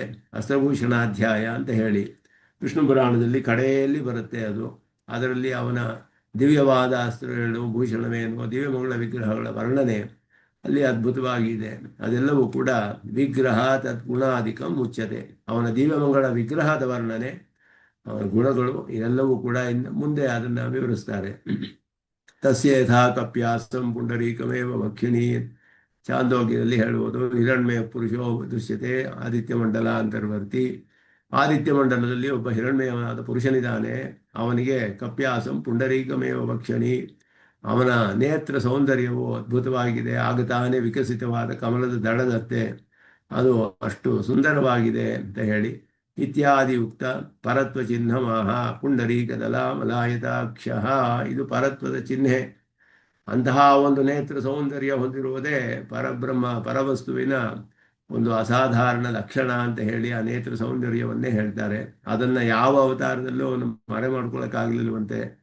ಅದನ್ನು ಮಾರ್ಕಂಡೇಯರು ಮಹಾಭಾರತದಲ್ಲಿ ಹೇಳ್ತಾರೆ ಪಾಂಡವರಿಗೆ ನೋಡಿಬಿಟ್ಟು, ಕೃಷ್ಣ, ನಾನು ಅವನಿಂದ ಒಂದು ವರವನ್ನು ಪಡೆದುಕೊಂಡಿದ್ದೆ, ನೀನು ಪ್ರಳಯದಲ್ಲಿ ಹೇಗಿರ್ತೀಯ ಅದನ್ನು ನನಗೆ ದರ್ಶನ ಕೊಡಬೇಕು ಅಂತ ಹೇಳಿ ಆಲದಲ್ಲಿ ಮೇಲೆ ಮಲಗಿ ನನಗೆ ದರ್ಶನವನ್ನು ಕೊಟ್ಟಿದ್ದ ಒಂದು ಹಿಂದೆ ಪರಮಾತ್ಮ. ಆಗ ಶಿಶುವಿನಲ್ಲಿ ಏನು ಲಕ್ಷಣವನ್ನು ನೋಡಿದ್ನೋ ಆ ನೇತ್ರದಲ್ಲಿ ಅದೇ ಲಕ್ಷಣ ಕೃಷ್ಣನಲ್ಲಿ ಇದೆ. ಇವನೇ ಪರಬ್ರಹ್ಮ, ಇವನೇ ಜಗತ್ಕಾರಣ, ಅವನನ್ನು ನೀವು ಶರಣಾಗತಿ ಮಾಡಿ ಅವನಲ್ಲಿ ಅಂತ ಹೇಳಿದಾಗ ನಮಶ್ಚಕ್ರುಹು ಜನಾರ್ದನಂ ಅಂತ ಬರುತ್ತೆ. ನಮಃ, ಶರಣಾಗತಿ ಮಾಡಿದ್ರು ಅವನಿಗೆ ಎಲ್ಲರೂ ಕೂಡ ಪಾಂಡವರು ಹೇಳಿ. ಅವನ ಅದು ಅಸಾಧಾರಣವಾದ ಲಕ್ಷಣ, ಅವನ ನೇತ್ರ ಸೌಂದರ್ಯವು. ಸ್ವಚ್ಛ ಇತ್ಯಾದಿನ ನೀಲತೋಯದ ಮಧ್ಯಸ್ಥ ವಿದ್ಯುಲ್ಲೇಖೇ ಭಾಸ್ವರ ಮಹಾನಾರಾಯಣ ಉಪನಿಷತ್ತು. ಅದೆಲ್ಲ ಕೂಡ ನೀಲತೋಯದ ಮಧ್ಯಸ್ಥ, ಸ್ವಚ್ಛ ನೀಲ ಒಳ್ಳೆಯ ಕಪ್ಪಾದ ಮೋಡಗಳಂತೆ ಇರುವಂತಹ ಅವನ ದೇಹ ಸೌಂದರ್ಯವು ಪರ್ಣವು ಅದೆಲ್ಲ ಹೇಳಲ್ಪಡುತ್ತೆ ಇದರಲ್ಲಿ. ಸ್ವಚ್ಛ ನೀಲ ಜೀಮೂತ ಸಂಕಾಶೆ, ಆ ಒಂದು ಪ್ರಕಾಶ, ಪ್ರಕಾಶನೆ ಅಂತ ಧಾತು. ಸಂಕಾಶ ಅಂದರೆ ಪ್ರಕಾಶ, ಒಳ್ಳೆ ಶೋಭನಕರವಾದ ಪ್ರಕಾಶ. ಕಪ್ಪಾದ ಮೋಡದಲ್ಲಿ ಇರುವಂತಹ ಒಂದು ಪ್ರಕಾಶ ಹೇಗಿದೆಯೋ ಅಂತಹ ತೇಜಸ್ಸು ಅವನ ದಿವ್ಯಮಂಗಳ ವಿಗ್ರಹದಲ್ಲಿದೆ. ಸ್ವಚ್ಛತ್ವಂ ಮಣಿ ಮುಕುರ ಸಲಿಲ ಕಾಚಾದಿವತ್ ವ್ಯವಹಿತ ಪ್ರಕಾಶ ಪ್ರತಿಬಿಂಬಾದಿ ಯೋಗ್ಯ ಪ್ರಸಾದ ವಿಕೇಶ ವ್ಯವಹಿತ ಪ್ರಕಾಶ ಪ್ರತಿಬಿಂಬಾದಿ ಯೋಗ್ಯ. ಪ್ರಕಾಶವು ಅಲ್ಲಿ ಪ್ರತಿಬಿಂಬವು, ಅದಕ್ಕೆ ಒಳ್ಳೆಯ ಪ್ರಕಾಶವೂ ಇದೆ ಮತ್ತೆ ಅದರಲ್ಲಿ ಪ್ರತಿಬಿಂಬವನ್ನು ನೋಡ್ಕೊಳ್ಬಹುದು. ಹಾಗೆ ಸ್ಫಟಿಕ, ಒಳ್ಳೆಯ ರತ್ನವೇನು, ಸ್ಫಟಿಕವೇನು, ನೀರು, ಸ್ವಚ್ಛವಾದ ನೀರು, ಗಾಜು ಮೊದಲಾದವುಗಳಂತೆ ಅಲ್ಲಿ ಅದರಲ್ಲಿ ವ್ಯವಹಿತವಾದ ಪ್ರಕಾಶ ಪ್ರತಿಬಿಂಬಾದಿ ಯೋಗ್ಯ. ಪ್ರತಿಬಿಂಬವನ್ನು ನೋಡ್ಕೊಳ್ಬಹುದು, ಅಷ್ಟು ಸ್ವಚ್ಛವಾಗಿದೆ ಅಂತ ಅರ್ಥ. ಅದರಲ್ಲಿ ಪ್ರಕಾಶವೂ ಇದೆ, ಒಂದು ಪ್ರತಿಬಿಂಬವನ್ನು ನೋಡೋಕ್ಕೆ ಸಾಧ್ಯ. ಸ್ವಚ್ಛವಾದ ಸ್ಫಟಿಕಮಣಿ ನೋಡೋದಕ್ಕೆ ಅದ್ಭುತವಾಗಿರುತ್ತೆ, ಅದರಲ್ಲಿ ನಾವು ಪ್ರತಿಬಿಂಬವನ್ನು ನೋಡ್ಬೋದು. ಹಾಗೆ ಅಂತಹ ಒಂದು ಪ್ರಸಾದ ವಿಶೇಷ ಅಂದ್ರೆ ಅಂತಹ ಒಂದು ಗುಣ, ವಿಶೇಷವಾದ ಗುಣ, ಪ್ರಸನ್ನತೆಯನ್ನು ಹೊಂದಿರುವಂತಹದ್ದು. ದಿವಿಸೂರ್ಯ ಸಹಸ್ರಸ್ಯ ಇತ್ಯಾದಿ ವಕ್ಷ್ಯಮಾಣಂ ಭವೇದ್ ಯುಗಪದುತ್ಥಿತ ಅಂತ ಗೀತೆಯಲ್ಲಿ ವಿಶ್ವರೂಪ ದರ್ಶನದಲ್ಲಿ ಬರುವಂತಹದ್ದು. 1000 ಸೂರ್ಯರುಗಳು ಉದಯ ರಾತ್ರಿ ಏಕಕಾಲದಲ್ಲಿ ಎಂತಹ ತೇಜಸ್ಸಿರುತ್ತೋ ಅಂತಹ ತೇಜೋಮಯವಾದ ವಿಗ್ರಹ ಅವನದು. ತಮೇವ ಭಾನ್ ತಮನುಭಾತಿ ಸರ್ವಂ ಮುಂಡಕೋಪನಿಷತ್ತಲ್ಲಿ ನ ತತ್ರ ಸೂರ್ಯೋ ಭಾತಿ ನ ಚಂದ್ರತಾರಕಂ ನೇಮ ವಿದ್ಯುತೋ ಭಾಂತಿ ಕುತೋಯಮಗ್ನಿ ನ ತಮೇವ ಭಾಂತಂ ಅನುಭಾತಿ ಸರ್ವಂ ತಸ್ಯ ಭಾಸ ಸರ್ವಮಿದಂ ವಿಭಾತಿ ಹೇಳುವಂತಹ ಮುಂಡಕೋಪನಿಷತ್ತಿನ ಮಂತ್ರ. ಪರಮಪದದಲ್ಲಿ ಪರಮಾತ್ಮನ ತೇಜಸ್ಸಿನ ಮುಂದೆ ಅಲ್ಲಿ ಸೂರ್ಯನು ಏನು ಪ್ರಕಾಶವಿಲ್ಲ, ಚಂದ್ರವಿಲ್ಲ, ನಕ್ಷತ್ರಗಳಿಲ್ಲ, ಅಗ್ನಿಯ ವಿಷಯ ಹೇಳಲೇಬೇಕಾಗಿಲ್ಲ. ಎಲ್ಲವೂ ಅವನ ಪ್ರಕಾಶದಿಂದಲೇ ಇವು ಮರುಪ್ರಕಾಶ ಇದಕ್ಕೆ ಉಂಟಾಗಿದೆ, ರಿಫ್ಲೆಕ್ಷನ್ ಅಷ್ಟೇನೆ ಹೊರತು ಇದಕ್ಕೆ ಸ್ವತಂತ್ರವಾಗಿ ಯಾವ ಪ್ರಕಾಶವೂ ಇಲ್ಲ ಅಂತ ಹೇಳುವಂತಹ ಶ್ರುತಿ ಹೇಳುತ್ತೆ. ಯುಗಪತ್ ಏಕಕಾಲದಲ್ಲಿ ಸಹಸ್ರ ಸೂರ್ಯರು ಉದಯಿಸಿದರೆ ಹೇಗಿರುತ್ತೋ ಅಂತಹ ತೇಜೋಮಯವಾದ ವಿಗ್ರಹ. ತ್ವಾ ತೇಜಪ್ರಾಚುರ್ಯಂ ಪ್ರತಿಕೂಲೈ ದುಷ್ಪ್ರೇಕ್ಷತ್ವಂ ಯುಗಪತ್ ಇತ್ಯಾದಿಕ ಮುಕ್ತಂ. ತೇಜಸ್ಸಿನ ಒಂದು ಪ್ರಾಚುರ್ಯ, ಅತ್ಯಧಿಕವಾದ ತೇಜಸ್ಸು, ಪ್ರತಿಕೂಲರು ಅದನ್ನು ನೋಡೋಕ್ಕೆ ಸಾಧ್ಯವಿಲ್ಲ. ಹಾಗೆ ಎಲ್ಲ ಕಣ್ಣು ಮುಚ್ಕೊಂಡು ಬಿಡ್ತಾರೆ. ಕೃಷ್ಣನು ತನ್ನ ವಿಶ್ವರೂಪವನ್ನು ತೋರಿಸಿದಾಗ ಎಲ್ಲರೂ ಕಣ್ಣು ಮುಚ್ಕೊಂಡ್ಬಿಟ್ರು. ಯಾಕೆಂದ್ರೆ ತೇಜಸ್ಸು ನೋಡೋಕ್ಕಾಗಲಿಲ್ಲ ಅವನ ತೇಜಸ್ಸನ್ನು. ಆದ್ದರಿಂದ ಪ್ರತಿಕೂಲರಾದವರೆಲ್ಲ ಅವರು ನನ್ನ ನೋಡೋದಕ್ಕೂ ಕೂಡ ಸಾಧ್ಯವಿಲ್ಲದಂತಹ ತೇಜಸ್ಸು. ಆ ರೀತಿ ಲಾವಣ್ಯ ಇತ್ಯಾದಿನಾತು ತಸ್ಯೈವ ಅನುಕೂಲ ಭೋಗ್ಯತ್ವ ಆಕರ್ಷಕತ್ವ ಅಧಿಕಂ ಅಭಿಪ್ರಾಯ. ಇದು ಸಭೆಲ ದುರ್ಯೋಧನ ಸಭೆಲ ದುರ್ಯೋಧನ ಸಭೆಯಲ್ಲಿ ಅಲ್ಲಿಯೂ ಹಾಗೆಯೇ, ಆಮೇಲೆ ಅರ್ಜುನನಿಗೆ ತೋರಿಸಿದಾಗ್ಲೂ ಹಾಗೆಯೇ, ಬೇರೆ ಯಾರಿಗೂ ಅರ್ಜುನಂಗದು. ಅರೆ ದುರ್ಯೋಧನ ಸಭೆಯಲ್ಲಿ ದುರ್ಯೋಧನ ಸಭೆಯಲ್ಲಿ ಎಲ್ಲರೂ ಕಣ್ಣು ಮುಚ್ಕೊಂಡು ಬಿಡ್ತಾರೆ ಅಂತ ನಮ್ಗೆ ಹೇಳಿದ್ದಾರೆ. ಹೌದು, ಆ ರೀತಿ ಅವನಿಗೆ ಅವ್ನು ಕಟ್ಟ ಹಾಕಿಬಿಡ್ತೀನಿ ಅಂತ ಬಂದಾಗ ಕಟ್ಟ ಹಾಕಿ ನೋಡೋಣ ಅಂತ ವಿಶ್ವರೂಪವನ್ನು ತೋರಿಸ್ತಾನೆ ಅಲ್ಲಿ. ಹಾಗೆ ಅದೆಲ್ಲವೂ ಕೂಡ ಅಲ್ಲಿ ಲಾವಣ್ಯವು ಅನುಕೂಲವಾದ ಭೋಗ್ಯತ್ವ, ಆಕರ್ಷಕತ್ವ, ಇದೆಲ್ಲವೂ ಕೂಡ ಇದರಲ್ಲಿ ಲಾವಣ್ಯ ಶಬ್ದದಿಂದ ಹೇಳಲ್ಪಡುತ್ತೆ. ಚಕ್ಷುರ ಆನಂದಜನಕ ತೇಜೋ ವಿಶೇಷ, ನಮ್ಮ ಕಣ್ಣಿಗೆ ಆನಂದವನ್ನು ಉಂಟು ಮಾಡುವಂತಹ ಒಂದು ತೇಜಸ್ಸು, ಸಮುದಾಯ ಶೋಭೆ ಅಂತ ಹೇಳ್ತಾರೆ. ಶೋಭೆ ಅಂದರೆ ಒಂದು ತೇಜಸ್ಸು, ಅದು ಕಣ್ಣಿಗೆ ಬಹಳ ಆನಂದವನ್ನು ಉಂಟು ಮಾಡುವಂತಹದ್ದು. ಅಂತಹ ತೇಜೋಮಯವಾದ ದಿವ್ಯಮಂಗಳ ವಿಗ್ರಹ ಪರಮಾತ್ಮನದು. ಅದನ್ನು ಇಲ್ಲಿ ಲೋಚನೈರನುಜಗ್ಮುಸ್ತೆ ತಂ ತಮಾದೃಷ್ಟಿಪಥಾತ್ ಪುನಃ ಲೋಚನೈ ಅನುಜಗ್ಮುಹು. ಕಣ್ಣು ಎಷ್ಟು ದೂರ ಹೋಗುತ್ತೋ ಅಲ್ಲಿಯವರೆಗೂ ಮತ್ತೆ ಮತ್ತೆ ಕಣ್ಣುಗಳಿಂದಲೇ ಅವನ ಹಿಂದೆಯೇ ಹೋಗ್ತಾ ಇತ್ತಂತೆ ಕಣ್ಣುಗಳು. ಅಂದರೆ ಅವನ ದೃಷ್ಟಿ ಅವನಿಗೆ ಎಷ್ಟವರೆಗೂ ಹೋಗ್ತಿದ್ನೋ ಕೃಷ್ಣನನ್ನು ಹೋಗ್ತಾ ಇದ್ರೆ ಮನೋಭಿಹಿ ಅನುಜಗ್ಮುಶ್ಚ ಕೃಷ್ಣಂ ಪ್ರೀತಿ ಸಮನ್ವಿತ. ಕಣ್ಣುಗಳಿಂದಲೂ ಮನಸ್ಸಿನಿಂದಲೂ ಎಷ್ಟು ದೂರ ಕೃಷ್ಣ ಹೋಗ್ತಾನೋ ಅಷ್ಟು ದೂರವೂ ಇವನ ದೃಷ್ಟಿಯು ಮನಸ್ಸು ಅವನ ಹಿಂದೆಯೇ ಹೋಗ್ತಾ ಇತ್ತು ಕೃಷ್ಣನನ್ನ ಬಹಳ ಪ್ರೀತಿಯಿಂದ. ಆ ರೀತಿ ಅತೃಪ್ತ ಮನಸಾಮೇವಂ ತೇಷಾಂ ಕೇಶವ ದರ್ಶನೇ. ಎಷ್ಟು ನೋಡಿದ್ರೂ ತೃಪ್ತಿ ಇಲ್ಲ ಕೃಷ್ಣನನ್ನು ನೋಡಿದ್ರೆ. ಕ್ಷಿಪ್ರಂ ಅಂತರ್ದದೇ ಶೌರಿಹಿ ಚಕ್ಷುಷಾಂ ಪ್ರಿಯದರ್ಶನ. ತಕ್ಷಣ ಮರೆಸ್ಕೊಂಡು ಬಿಡ್ತಾನೆ ತನ್ನನ್ನ, ಆಮೇಲೆ ಮತ್ತೆ ತೋರಿಸ್ಕೊಳ್ತಾನೆ ಅವನು. ಹಾಗೆ ಆ ಕೃಷ್ಣನು ಮಾಡಿದಂತಹ ಇದು ಗೋಪಿಯರೊಡನೆ ಅದೆಲ್ಲ ಹೇಳಲ್ಪಡುತ್ತೆ. ಅಮೃತಸ್ಯೈವ ನಾತೃಪ್ಯನ್ ಪ್ರೇಕ್ಷಮಾಣ ಜನಾರ್ದನಂ. ಅಮೃತವನ್ನು ಎಷ್ಟು ಕುಡಿದ್ರೂ ನಮಗೆ ತೃಪ್ತಿ ಇಲ್ಲವೋ ಹಾಗೆ ಪರಮಾತ್ಮನನ್ನು ಎಷ್ಟು ನೋಡಿದ್ರೂ ತೃಪ್ತಿ ಇರಲಿಲ್ಲ ಅವರಿಗೆ. ನಹಿ ತಸ್ಮಾತ್ ಮನಃ ಕಶ್ಚಿತ್ ಚಕ್ಷುಷೀವಾ ನರೋತ್ತಮಾತ್. ಶ್ರೀರಾಮನ ಬಗ್ಗೆ ಹೇಳುವಾಗ ನರಹ ಶಕ್ನೋತಿ ಅಪಾಕೃಷ್ಟಂ ಅತಿಕ್ರಾಂತೇಪಿ ರಾಘವೇ. ರಾಮನು ದಾಟಿ ದೂರ ಹೊರಟೋಗಿದ್ದಾನೆ ಅವನು, ಆದರೂ ಕೂಡ ಅವನ ಮನಸ್ಸು ಅವನ ಹಿಂದೆನೇ ಹೋಗ್ತಾ ಇದೆ. ಅವನನ್ನೇ ಧ್ಯಾನ ಮಾಡ್ತಾ ಇದೆ ಪರಮಾತ್ಮನನ್ನ. ಅವನನ್ನ ಶ್ರೀರಾಮ ಬಂದರೆ ಕಣ್ಣಾಗಲಿ ಮನಸ್ಸಾಗಲಿ ಅವನಿಂದ ಯಾರಿಗೂ ಬೇರೆ ಎಲ್ಲಿ ಹೋಗಕ್ಕೆ ಸಾಧ್ಯವಿಲ್ಲ. ಅವನನ್ನೇ ನೋಡ್ತಾ ಇದ್ರು, ಅವನನ್ನೇ ಚಿಂತನೆ ಮಾಡ್ತಿದ್ರು. ಅವನು ಹೊರಟು ಹೋದರೂ ಕೂಡ ಅವನ ಚಿಂತನೆಯ ಮನಸ್ಸಿನಲ್ಲಿರೋದು. ಅಂತಹ ದಿವ್ಯವಾದ ರೂಪ ಪರಮಾತ್ಮನದು ಅಂತ ಹೇಳುವಂಥ ಅದು ಉಪನಿಷತ್ತುಗಳಲ್ಲಿಯೂ ಇದೆಲ್ಲ ಭೂಮ ವಿದ್ಯೆಯಲ್ಲಿ ಹೇಳುತ್ತೆ. ಅಲ್ಲಿ ಬೇರೆ ಏನು ನೋಡೋದಿಲ್ಲ, ಏನು ಕೇಳೋದಿಲ್ಲ ಅವನಿಗೆ. ನಾಣ್ಯತ್ ಶೃಣೋತಿ ನಾಣ್ಯತ್ ಪಶ್ಯತಿ ನಾಣ್ಯತ್ ಶೃಣೋತಿ ನಾಣ್ಯತ್ ವಿಜಾನಾತಿ ಸ ಭೂಮಾ ಅಂತ ಹೇಳುತ್ತೆ. ಪರಮಾತ್ಮನನ್ನು ದರ್ಶನ ಹೇಗಾಗುತ್ತೆ ಭೂಮ ವಿದ್ಯಾ ಪ್ರಕರಣದಲ್ಲಿ. ಇದೆಲ್ಲವೂ ಕೂಡ ಪರಮಾತ್ಮನ ದಿವ್ಯಮಂಗಳ ವಿಗ್ರಹದ ಅದ್ಭುತವಾದ ವರ್ಣನೆ, ಅದರ ಸೌಂದರ್ಯ ಲಾವಣ್ಯವೆಲ್ಲ ಹೇಳಲ್ಪಡುತ್ತೆ. ಬಾಹೂನಾಂ ಉದಾರತ್ವಂ ಔರ್ಜಿತ್ಯಂ ಅಭಿಮತ ಫಲಪ್ರದತ್ವಂಚ. ಎಲ್ಲವೂ ಕೂಡ ಅವನ ಉದಾರ ಪೀವರ ಅಂತ ಹೇಳಿದ್ರು. ಪೀವರ ಅಂದರೆ ಬಲವಾದದ್ದು ಅಂತ ಅರ್ಥ, ಪುಷ್ಟವಾದದ್ದು. ಊರ್ಕ್ ಅಂದ್ರೆ ಬಲ, ಊರ್ಕ್ ಬಲಂ. ಔರ್ಜಿತ್ಯ ಅಂದ್ರೆ ಊರ್ಕಿಂದ ಬಂದಿರೋದು, ಊರ್ಕ್ ಶಬ್ದದಿಂದ. ಊರ್ಕ್ ಅಂದ್ರೆ ಬಲ ಅಂತ ಅರ್ಥ. ವೇದದಲ್ಲಿ ಬರುತ್ತೆ ಇಷೇತ್ವೋರ್ಜೇತ್ವ, ಇಷೇತ್ವ ಊರ್ಜೇತ್ವ ಅಂತ ಬರುತ್ತೆ. ಅದು ಬಲ ಅಂತ ಅರ್ಥ ಊರ್ಕ್ ಅನ್ನೋದಕ್ಕೆ.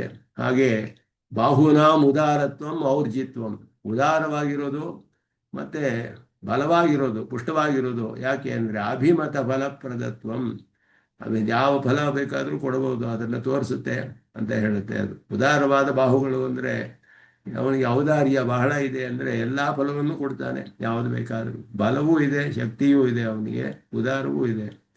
ಯತ ರೂಪಾಂತರಂ ನ ವಿಶಿಷ್ಟಂ ತತ್ರ ವಕ್ತುಃ ವಸುದೇವನಂದನಸ್ಯ ರೂಪಂ ವಿವಕ್ಷಿತಂ ತಚ್ಚ ಸರ್ವಾವತಾರ ಉಪಲಕ್ಷಣಂ.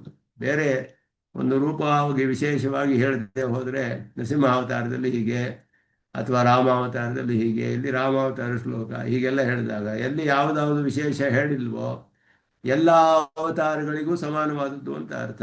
ವಸುದೇವ ನಂದನಸ್ಯ ರೂಪಂ ವಿವಕ್ಷಿತಂ ಭಕ್ತು, ಅಲ್ಲಿ ಯಾವುದು ವಿಶೇಷವಾಗಿ ಹೇಳದೆ ಹೋದರೆ ವಸುದೇವನ ರೂಪ, ಕೃಷ್ಣನ ರೂಪವು ಹೇಳಲ್ಪಡುತ್ತೆ. ಅದು ಎಲ್ಲ ಅವತಾರಗಳಿಗೂ ಉಪಲಕ್ಷಣ ಅಂತ ಹೇಳೋದು. ಎಲ್ಲ ಅವತಾರಗಳಲ್ಲಿಯೂ ಇದೆಲ್ಲವೂ ಸಮಾನವಾದದ್ದು. ಚತುರ್ಭುಜತ್ವಂ ಭಗವತಃ ಕೃಷ್ಣಸ್ಯ ಪರರೂಪಸ್ಯ ಸಾಂಸಿದ್ಧಿಕಂ. ಸಾಂಸಿದ್ಧಿಕ ಅಂದರೆ ಸ್ವಾಭಾವಿಕವಾಗಿ ಸಿದ್ಧಿಯಾಗಿರೋದು. ಪರರೂಪದಲ್ಲಿ ಪರಮಾತ್ಮನು ಪರಮಪದದಲ್ಲಿ ಚತುರ್ಭುಜನಾಗಿಯೇ ಇದ್ದಾನೆ. ಆದ್ದರಿಂದ ಇಲ್ಲಿ ಕೃಷ್ಣ, ಭಗವಂತನಾದ ಕೃಷ್ಣ, ಅವನ ಪರರೂಪವು ಅದರಲ್ಲಿ ಸ್ವಾಭಾವಿಕವಾಗಿ ಸಿದ್ಧಿಯಾಗಿದೆ ಚತುರ್ಭುಜತ್ವ. ದ್ವಿಭುಜತ್ವಂ ಸಹಸ್ರಭುಜತ್ವಾದಿಕಂ ಚ ಆಹಾರ್ಯಂ. ಆದ್ದರಿಂದ ಚತುರ್ಬಾಹು ಅಂತ ಹೇಳಿ ಮಿಕ್ಕಿದೆಲ್ಲ ಅವನು ಉಂಟು ಮಾಡ್ಕೊಳ್ತಾನೆ. ಆಗಾಗ 2 ಭುಜಗಳೋ 1000 ಭುಜಗಳೋ ಇದೆಲ್ಲ ಬೇಕಾದರೆ ಅವನು ಯಾವಾಗ ಹೇಗೆ ಬೇಕೋ ಹಾಗೆ ಉಂಟು ಮಾಡ್ಕೊಳ್ಬಹುದು. ಅಥವಾಪಿ ಚತುರ್ಭುಜಂ ಭುಜೈ ಚತುರ್ಭಿ ಸಮುಪೇತಮೇತದ್ ರೂಪಂ ವಿಶಿಷ್ಟಂ ದಿವಿ ಸಂಸ್ಥಿತಂಚ ಭೂಮೌ ಗತಂ ಪೂಜೇತ ಪ್ರಮೇಯಂ ಸದಾ ಹಿ ತಸ್ಮಿನ್ ನಿವಸಾಮಿ ದೇವಾಹ. ಇದೆಲ್ಲ ಹೇಳೋದು 4 ಭುಜಗಳನ್ನು ಹೊಂದಿದ್ದಾನೆ ಪರಮಾತ್ಮ ಅಂತ ಹೇಳಿ ಅವನನ್ನು ನಾನು ಧ್ಯಾನ ಮಾಡ್ತೇನೆ ಯಾವಾಗಲೂ ಅಂತ ಹೇಳುವಂತಹದ್ದು. ಇತ್ಯಾದಿಕಮಿಹ ಭಾವ್ಯಂ. ಇದೆಲ್ಲ ಪ್ರಮಾಣಗಳು ಇತಿಹಾಸ ಪುರಾಣಗಳಿಂದ ಎಲ್ಲವೂ ಕೂಡ ವೇದೋಪಬ್ರಹ್ಮಣಗಳು. ಆದ್ದರಿಂದ ಉಪಬ್ರಹ್ಮಣಗಳಿಂದ ಅನೇಕ ಪ್ರಮಾಣಗಳನ್ನೆಲ್ಲ ತೆಗೆದು ತೋರಿಸ್ತಾರೆ. ಶ್ರುತ್ಯಾದಿ ಪ್ರಸಿದ್ಧಂ ದಿವ್ಯ ಅಂಬರ ಯೋಗಮಾಹ ಅತ್ಯುಜ್ವಲ ಐತಿ. ಶ್ರುತಿಯಲ್ಲಿಯೇ ಪ್ರಸಿದ್ಧವಾಗಿ ಹೇಳಲ್ಪಟ್ಟಿದೆ ಅವನಿಗೆ ದಿವ್ಯವಾದ ಅಂಬರವಿದೆ, ಪೀತಾಂಬರಧಾರಿಯಾದವನು ಅಂತ ಹೇಳೋದು ಶ್ರುತಿಯಲ್ಲಿಯೇ ಎಲ್ಲ ಪ್ರಸಿದ್ಧವಾಗಿದೆ ಅನ್ನೋದನ್ನು ಹೇಳ್ತಾರೆ. ಇಲ್ಲಿ ಉದಾರ ಅತ್ಯುಜ್ವಲ ಪೀತಾಂಬರೇ ಅಂತ ಹೇಳಿಬಿಟ್ಟು ಬೃಹದಾರಣ್ಯಕ ಉಪನಿಷತ್ತಿನಲ್ಲಿ ಬರುತ್ತೆ. ಬಂದರೂ ಅವನಿಗೆ ವಾಸವಿದೆ, ಒಂದು ವಾಸ ಅಂತ ಹೇಳಿ ಅಂದರೆ ವಸ್ತ್ರವಿದೆ, ಪೀತಾಂಬರ ವಸ್ತ್ರವಿದೆ ಅಂತ. ಹಾಗೆಯೇ ಸುವಾಸ ಪರಿವೀತಾಗಾತ್ ಅಂತ ಹೇಳಿದೆ. ಇದೆಲ್ಲ ಅವನಿಗೆ ದಿವ್ಯವಾದ ವಸ್ತ್ರಗಳಿದೆ ಅನ್ನೋದು ಶ್ರುತಿಯಲ್ಲಿ ಪ್ರಸಿದ್ಧವಾಗಿದೆ. ಅತ್ಯುಜ್ವಲವಾದ ದಿವ್ಯವಾದ ಪೀತಾಂಬರ. ಮೂರ್ಧಾದಿ ಪಾದ ಅಂತ ದಿವ್ಯಾವಯವಗತ ಸಮಸ್ತ ಆಭರಣ ವರ್ಗ ಉಪಲಕ್ಷಣತೆಯ ಕಿರೀಟಾದಿ ಉಕ್ತಿ. ಕಿರೀಟ, ಕಟಕ, ಮಯೂರ್ ಕೇಟಕ ಮೊದಲಾದದ್ದೆಲ್ಲ ಹೇಳಿರುವಂತಹದ್ದು ಎಲ್ಲ ಅವನಿಗೆ ಪೂರ್ಣವಾಗಿ ಶಿರಸ್ಸಿನಿಂದ ಹಿಡಿದು ಮೂರ್ಧಸ್ಸು, ಶಿರಸ್ಸಿನಿಂದ ಹಿಡಿದು ಪಾದದವರೆಗೂ ಎಲ್ಲ ದಿವ್ಯವಾದ ಅವಯಗಳಲ್ಲಿರುವ ಎಲ್ಲ ವಿಧವಾದ ಆಭರಣಗಳಿಗೂ ಉಪಲಕ್ಷಣ ಅಂತ ಹೇಳಿದೆ. ಎಲ್ಲ ದಿವ್ಯವಾದ ಆಭರಣಗಳಿದೆ ಪರಮಾತ್ಮನಿಗೆ. ಧ್ಯೇಯಸ್ಸದಾ ಇತ್ಯುಪಕ್ರಮ್ಯ ಕೇಯೂರವಾನ್ ಮಕರಕುಂಡಲವಾನ್ ಕಿರೀಟಿ ಹಾರಿ ಇದೆಲ್ಲ ಬರುತ್ತಲ್ಲ, ನಾವು ಹೇಳ್ತೀವಿ. ಇದೆಲ್ಲ ನಾರಸಿಂಹ ಪುರಾಣದಲ್ಲಿ ಬರೋದು. ಇತ್ಯಾದಿಕಮಿಹ ದ್ರಷ್ಟವ್ಯಂ. ಧ್ಯೇಯ ಸದಾ ಸವಿಕ್ರಮಂಡಲ ಮಧ್ಯವರ್ತಿ ನಾರಾಯಣ ಸರಸಿಜಾಸನ ಸನ್ನಿವಿಷ್ಟ ಕೇಯೂರವಾನ್ ಮಕರಕುಂಡಲವಾನ್ ಕಿರೀಟಿ ಹಾರಿ ದತ್ತಶಂಕಚಕ್ರ ಇದೆಲ್ಲ ಹೇಳ್ತೀವಲ್ಲ, ಅದು ಎಲ್ಲ ವಿಧವಾದ ದಿವ್ಯವಾದ ಆಭರಣಗಳು ಹೇಳಲ್ಪಡುತ್ತೆ ಅದರಲ್ಲಿ. ಮಕರ ಶಬ್ದ ಮಕರಾಕಾರ ಕುಂಡಲ ಪರಹ. ಮಕರ ಕುಂಡಲ ಅಂದರೆ ಮಕರಾಕಾರವಾದ ಕುಂಡಲ ಅಂತ ಅರ್ಥ. ಅಪಾರ ಇತ್ಯಾದಿನ ಸೌಲಭ್ಯ ಉಪಯೋಗಿನಃ ಅಮಿತಾಃ ಸುಂದರತ್ವಾದಿ ಮಿಶ್ರಾಃ ಸಮಾಶ್ರಯಣೀಯತ್ವೇ ಅತ್ಯಂತ ಅಪೇಕ್ಷಿತಾಃ ಸ್ವರೂಪರೂಪಯೋಃ ಗುಣಾಃ ಉಕ್ತಾಃ. ಇದೆಲ್ಲವೂ ಕೂಡ ಸೌಲಭ್ಯ ಉಪಯೋಗಿನಃ, ಸೌಲಭ್ಯಕ್ಕೆ ಉಪಯುಕ್ತವಾದದ್ದು ಇದೆಲ್ಲ. ಅಮಿತಾಹ ಅಂದರೆ ಇಷ್ಟು ಅಂತ ಹೇಳೋಕ್ಕಾಗೋದಿಲ್ಲ. ಮಿತ ಅಂದರೆ ಮಾನ, ಇಷ್ಟೇ ಅಂತ ಹೇಳೋದು. ಮಿತಿ ಅಂತ ಹೇಳಿದ್ರೆ ಅಮಿತಾಹ ಅಂದರೆ ಇಷ್ಟು ಅಂತ ಹೇಳೋಕ್ಕಾಗೋದಿಲ್ಲ. ಇಮ್ಮೆಷರಬಲ್ ಅಂತ. ಸುಂದರತ್ವಾದಿ ಮಿಶ್ರಾಹ, ಸೌಂದರ್ಯ ಮೊದಲಾದ ಗುಣಗಳಿಂದ ಹೊಂದಿರುವಂತಹದ್ದು. ಸಮಾಶ್ರೇಣೀಯತ್ವೇ ಅತ್ಯಂತ ಅಪೇಕ್ಷಿತ. ಪರಮಾತ್ಮನ ಸಮಾಶ್ರಯಣಕ್ಕೆ ಅತ್ಯಂತ ಅಪೇಕ್ಷಿತವಾದ ಸ್ವರೂಪ ರೂಪಯೋ ಗುಣಾಃ ಉಕ್ತಾಃ. ಸ್ವರೂಪ ರೂಪ ಎಲ್ಲದರ ಗುಣಗಳನ್ನು ಅಪಾರ ಕಾರುಣ್ಯ ಸೌಶೀಲ್ಯ ಮಹೋದದೌ ಅಂತ ಹೇಳ್ತಾರೆ. ಕಾರುಣ್ಯ ಸೌಶೀಲ್ಯ ಸೌಂದರ್ಯ ಮಾಧುರ್ಯ ಗಾಂಭೀರ್ಯ ಔದಾರ್ಯ ವಾತ್ಸಲ್ಯ ಜಲಧೌ. ಇದು ಎಲ್ಲ ಕೂಡ ಅವನನ್ನು ಆಶ್ರಯಿಸುವುದಕ್ಕೆ ಅತ್ಯಂತ ಉಪಯುಕ್ತವಾದ ಎಲ್ಲ ವಿಧವಾದ ಗುಣಗಳು. ಸೌಲಭ್ಯಕ್ಕೆ ಇದೆಲ್ಲವೂ ಉಪಯುಕ್ತವಾದದ್ದು.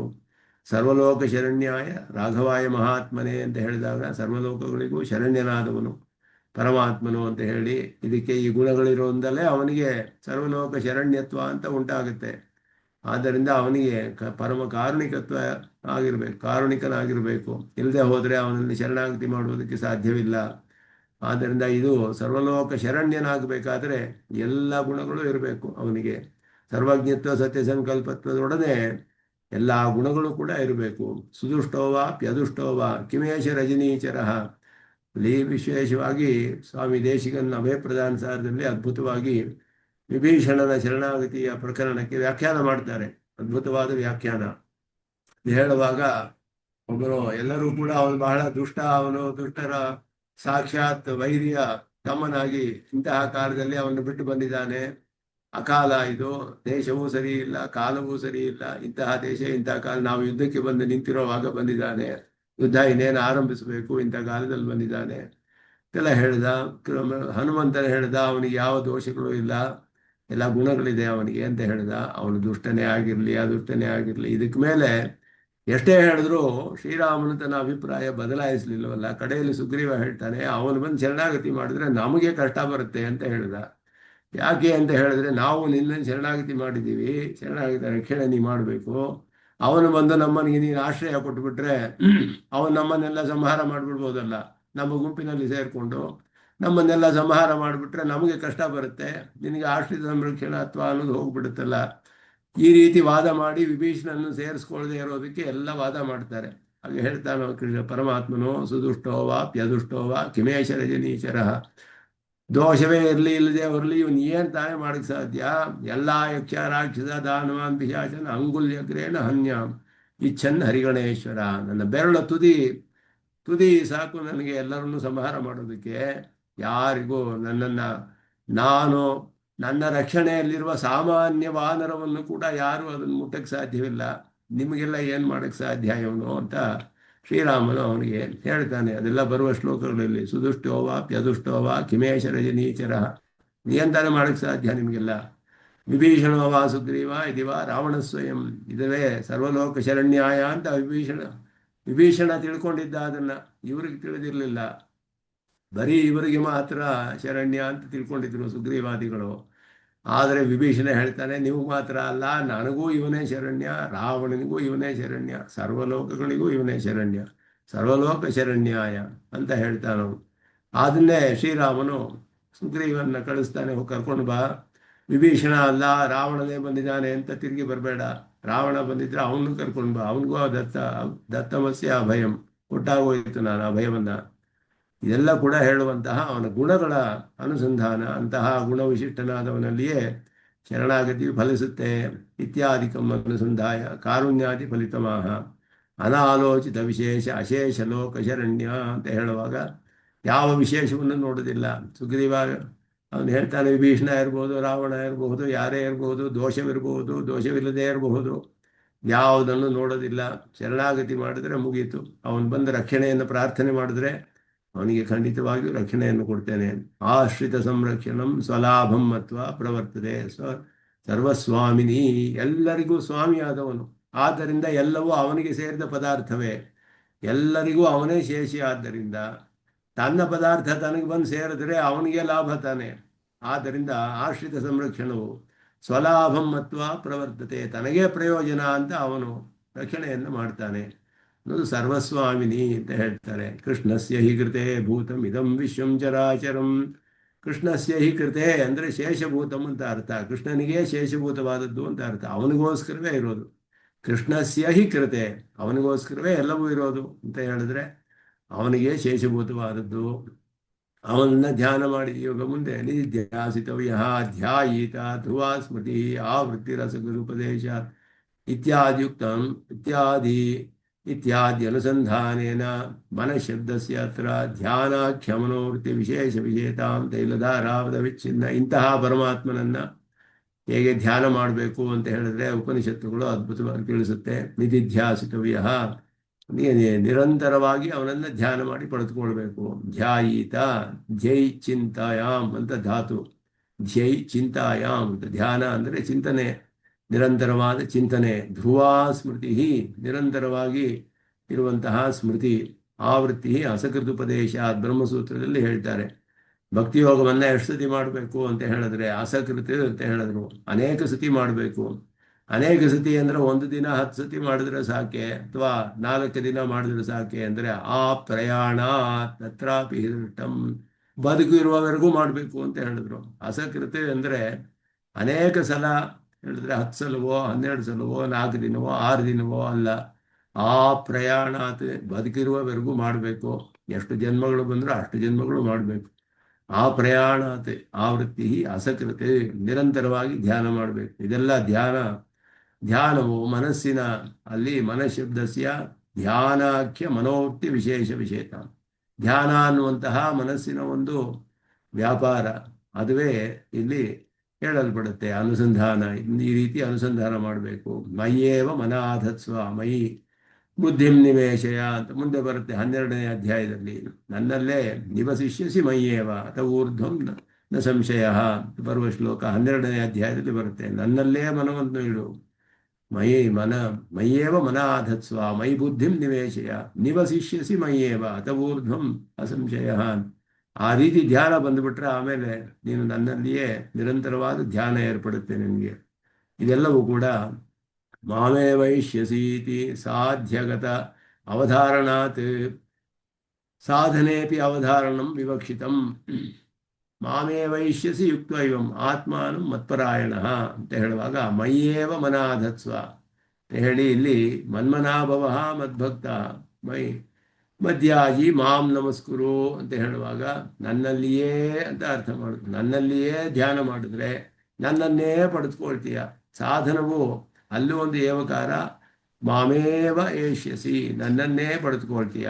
ಆದ್ದರಿಂದ ಸಾಧ್ಯದಲ್ಲಿ ಏವಕಾರ ಹೇಳಿರೋದು ಅವಧಾರಣೆ ಸಾಧನದಲ್ಲಿಯೂ ವಿವಕ್ಷಿತವಾಗಿದೆ ಅನ್ನೋದನ್ನು ತಿಳಿಸ್ತಾರೆ. ಸಾಧನದಲ್ಲಿಯೂ ಅವಧಾರಣೆ, ಸಾಧ್ಯದಲ್ಲಿಯೂ ಅವಧಾರಣೆ.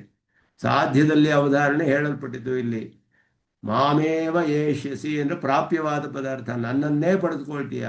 ನನ್ನನ್ನು ಪಡೆದುಕೊಳ್ಳೋಕ್ಕೆ ನನ್ನನ್ನೇ ಧ್ಯಾನ ಮಾಡಬೇಕು ಅಂತ ಅರ್ಥ. ಸಾಧನವು ಅವಧಾರಣೆ ಅದರಲ್ಲಿ. ತೇನ ಚ ಅನನ್ಯ ಮನಸ್ತ್ವಾದಿಕಂ ಸಿದ್ಧಂ, ಅನನ್ಯ ಮನಸ್ಕನಾಗಿ ಅವನನ್ನು ಧ್ಯಾನ ಮಾಡಬೇಕು. ತತಶ್ಚ ತೈಲಧಾರಾವದ ವಿಚ್ಛೇದೋಪಿ ಫಲಿತ ಇತಿ ಭಾವ. ಅನನ್ಯ ಮನಸ್ತ್ವ ಅಂದರೆ ಏನು ಅಂದರೆ ಮಧ್ಯದಲ್ಲಿ ಬೇರೆ ಒಂದು ಚಿಂತನೆ ಬರಬಾರದು. ಆ ರೀತಿಯಲ್ಲಿ ನಿರಂತರವಾದ ಚಿಂತನೆ ಹೇಳಿದ್ರೆ ತೈಲಧಾರಾವತ್ ಅಂತ ಹೇಳಿದ್ರೆ ಹೇಗೆ ಮಧ್ಯದಲ್ಲಿ ಒಂದು ಸ್ವಲ್ಪವೂ ಅಂತರವಿಲ್ಲದೆ ನಿರಂತರವಾಗಿ ಬರುತ್ತೋ ಆ ರೀತಿ ಚಿಂತನೆಯನ್ನು ಮಾಡಬೇಕು. ಅದೆಲ್ಲ ಯಮೆಯ ವೈಶವೃಣತೆ ತೇನ ಲಭ್ಯ ಇತಿ ಶ್ರುತಿ ಉಪಬ್ರಹ್ಮಣತಾಮ ವಿಪ್ರೇತ್ಯ ತದೇವ ವಿಶಿನಷ್ಟಿ. ಅದನ್ನೇ ವಿಶೇಷಿಸ್ತಾರೆ ಅಂತ ಹೇಳಿದ್ರೆ ಯಮೇವ ಏಷ ವೃಣತೆ ತೇನ ಲಭ್ಯ. ಯಾರನ್ನು ಪರಮಾತ್ಮ ವರ್ಣ ಮಾಡ್ತಾನೋ ಅವನಿಂದ ಪರಮಾತ್ಮನನ್ನು ಪಡೆದುಕೊಳ್ಳಬಹುದು ಅಂದರೆ ಯಾರನ್ನು ಪಡೆದುಕೊಳ್ತಾನೆ ಅಂತ ಹೇಳಿದ್ರೆ ಯಾರು ಅವನಿಗೆ ಬಹಳ ಪ್ರಿಯರೋ ಅವನನ್ನು ಅವನನ್ನು ವರ್ಣ ಮಾಡ್ತಾನೆ. ಯಾರು ಪ್ರಿಯರು ಅಂದರೆ ಯಾರಿಗೆ ಪರಮಾತ್ಮನು ಪ್ರಿಯನೋ ಅವರು ಅವನಿಗೆ ಪ್ರಿಯರಾಗ್ತಾರೆ. ಆದ್ದರಿಂದ ನಾಯಮಾತ್ಮ ಪ್ರವಚನೇನ ಲಭ್ಯ ನ ಮೇಧೆಯ ನ ಬಹುನಾಶ್ರುತೇನ ಯಮೇ ವೈಷ ವೃಣತೆ ತೇನ ಲಭ್ಯ. ಕೇವಲ ಪ್ರವಚನ ಅಥವಾ ಪ್ರವಚನ ನ ಮೇಧೆಯ ಬಹುಶ್ರುತರಾದವರು ಶ್ರವಣ ಮನನ ನಿಧಿಧ್ಯಾಸನ, ಕೇವಲ ಶ್ರವಣ ಕೇವಲ ಮನನ ಕೇವಲ ನಿಧಿಧ್ಯಾಸನದಿಂದ ಪಡೆದುಕೊಳ್ಳೋಕ್ಕಾಗೋದಿಲ್ಲ. ಪ್ರೀತಿಯುಕ್ತವಾಗಿ ಮಾಡಿದ್ರೆ ಆ ಪ್ರೀತಿಯಿಂದ ಪ್ರೀತನಾದ ಪರಮಾತ್ಮನು ಅವರನ್ನು ವರ್ಣ ಮಾಡ್ತಾನೆ. ಆದ್ದರಿಂದ ಅಲ್ಲಿ ಭಕ್ತಿ ಪ್ರೀತಿ ಎನ್ನುವುದೇ ಪರಮಲ್ಲಿ ವಿಶೇಷ. ಅದುವೇ ಅಲ್ಲಿ ಎಲ್ಲವನ್ನು ಕೂಡ ಪ್ರೀತಿಯಿಂದ ಶ್ರವಣ, ಪ್ರೀತಿಯಿಂದ ಮನನ, ಪ್ರೀತಿಯಿಂದ ಧ್ಯಾನ. ಯಮೇವ ಏಷ ವೃಣತೆ ತೇನ ಲಭ್ಯ. ಅದರಲ್ಲಿ ಶ್ರುತಿಯ ಒಂದು ಉಪಬ್ರಹ್ಮಣವನ್ನು ಇಲ್ಲಿ ಅದರ ವಿವರವನ್ನು ಇಲ್ಲಿ ತಿಳಿಸ್ತಾರೆ. ಭಕ್ತಿಯು ಕೂಡ ಜ್ಞಾನ ವಿಶೇಷ ರೂಪತ್ವಾತ್ ವಿಶೇಷಕತ್ವ ಉಪಪದ್ಯತೆ ಅತ್ಯರ್ಥಮತ್ಪ್ರಿಯತ್ವೇನ. ಭಕ್ತಿ ಅನ್ನೋದು ಒಂದು ಜ್ಞಾನ ವಿಶೇಷವೇ, ಭಕ್ತಿಯು ಜ್ಞಾನ ವಿಶೇಷವೇ, ಪ್ರಪತ್ತಿಯು ಜ್ಞಾನ ವಿಶೇಷವೇ, ಎಲ್ಲವೂ ನಮ್ಮ ಧರ್ಮಬೋಧ ಜ್ಞಾನದ ಪ್ರಕಾರಗಳು. ಆದ್ದರಿಂದ ಅದನ್ನು ಇಲ್ಲಿ ವಿಶೇಷವಾಗಿ ಅತ್ಯರ್ಥಮ ಪ್ರಿಯತ್ವೇನ ಅತ್ಯಂತ ಪ್ರೀತಿಯಿಂದ ಮಾಡಬೇಕು ಅಂತ ಹೇಳಿ ಅದನ್ನು ಹೇಳ್ತಾರೆ. ಇದ್ರ ಮೇಲೆ ಮುಂದೆ ಇನ್ನೂ ಇದನ್ನೇ ಸ್ವಲ್ಪ ವಿವರಿಸ್ತಾರೆ. ಇದರಲ್ಲಿ ಬೇಕಾದಷ್ಟು ವ್ಯಾಖ್ಯಾನವನ್ನು ಸ್ವಾಮಿ ದೇಶಿಕನ್ ವಿಶೇಷವಾದ ಅರ್ಥಗಳನ್ನು ಹೇಳ್ತಾರೆ. ಇದರಲ್ಲಿ ಇದನ್ನು ಮುಂದುವರಿಸೋಣ ಅಂತ ಹೇಳಿ ಇಲ್ಲಿಗೆ ಮುಗಿಸ್ಕೊಳ್ತೇನೆ. ಸಿಂಹಾಯ ಕಲ್ಯಾಣ ಗುರುಶಾಲನೆ ಶ್ರೀಮತಿ ವೆಂಕಟೇಶಾಯ ವೇದಾಂತ ಗುರವೇ ನಮಃ. ನಿತ್ಯಮಚ್ಯುತ ಪದಾಂಬುಜಯುಗ್ಮರುಕ್ತೋ ವ್ಯಾಮೋಹತಃ ತರಿತರಾಣಿತ ನಾಯಮೇನೆ अस्मद्गुरोर्भगवतो श्रीरेकसिन्धो रामानुजस्य चरणो शरणं ओम श्री कृष्ण।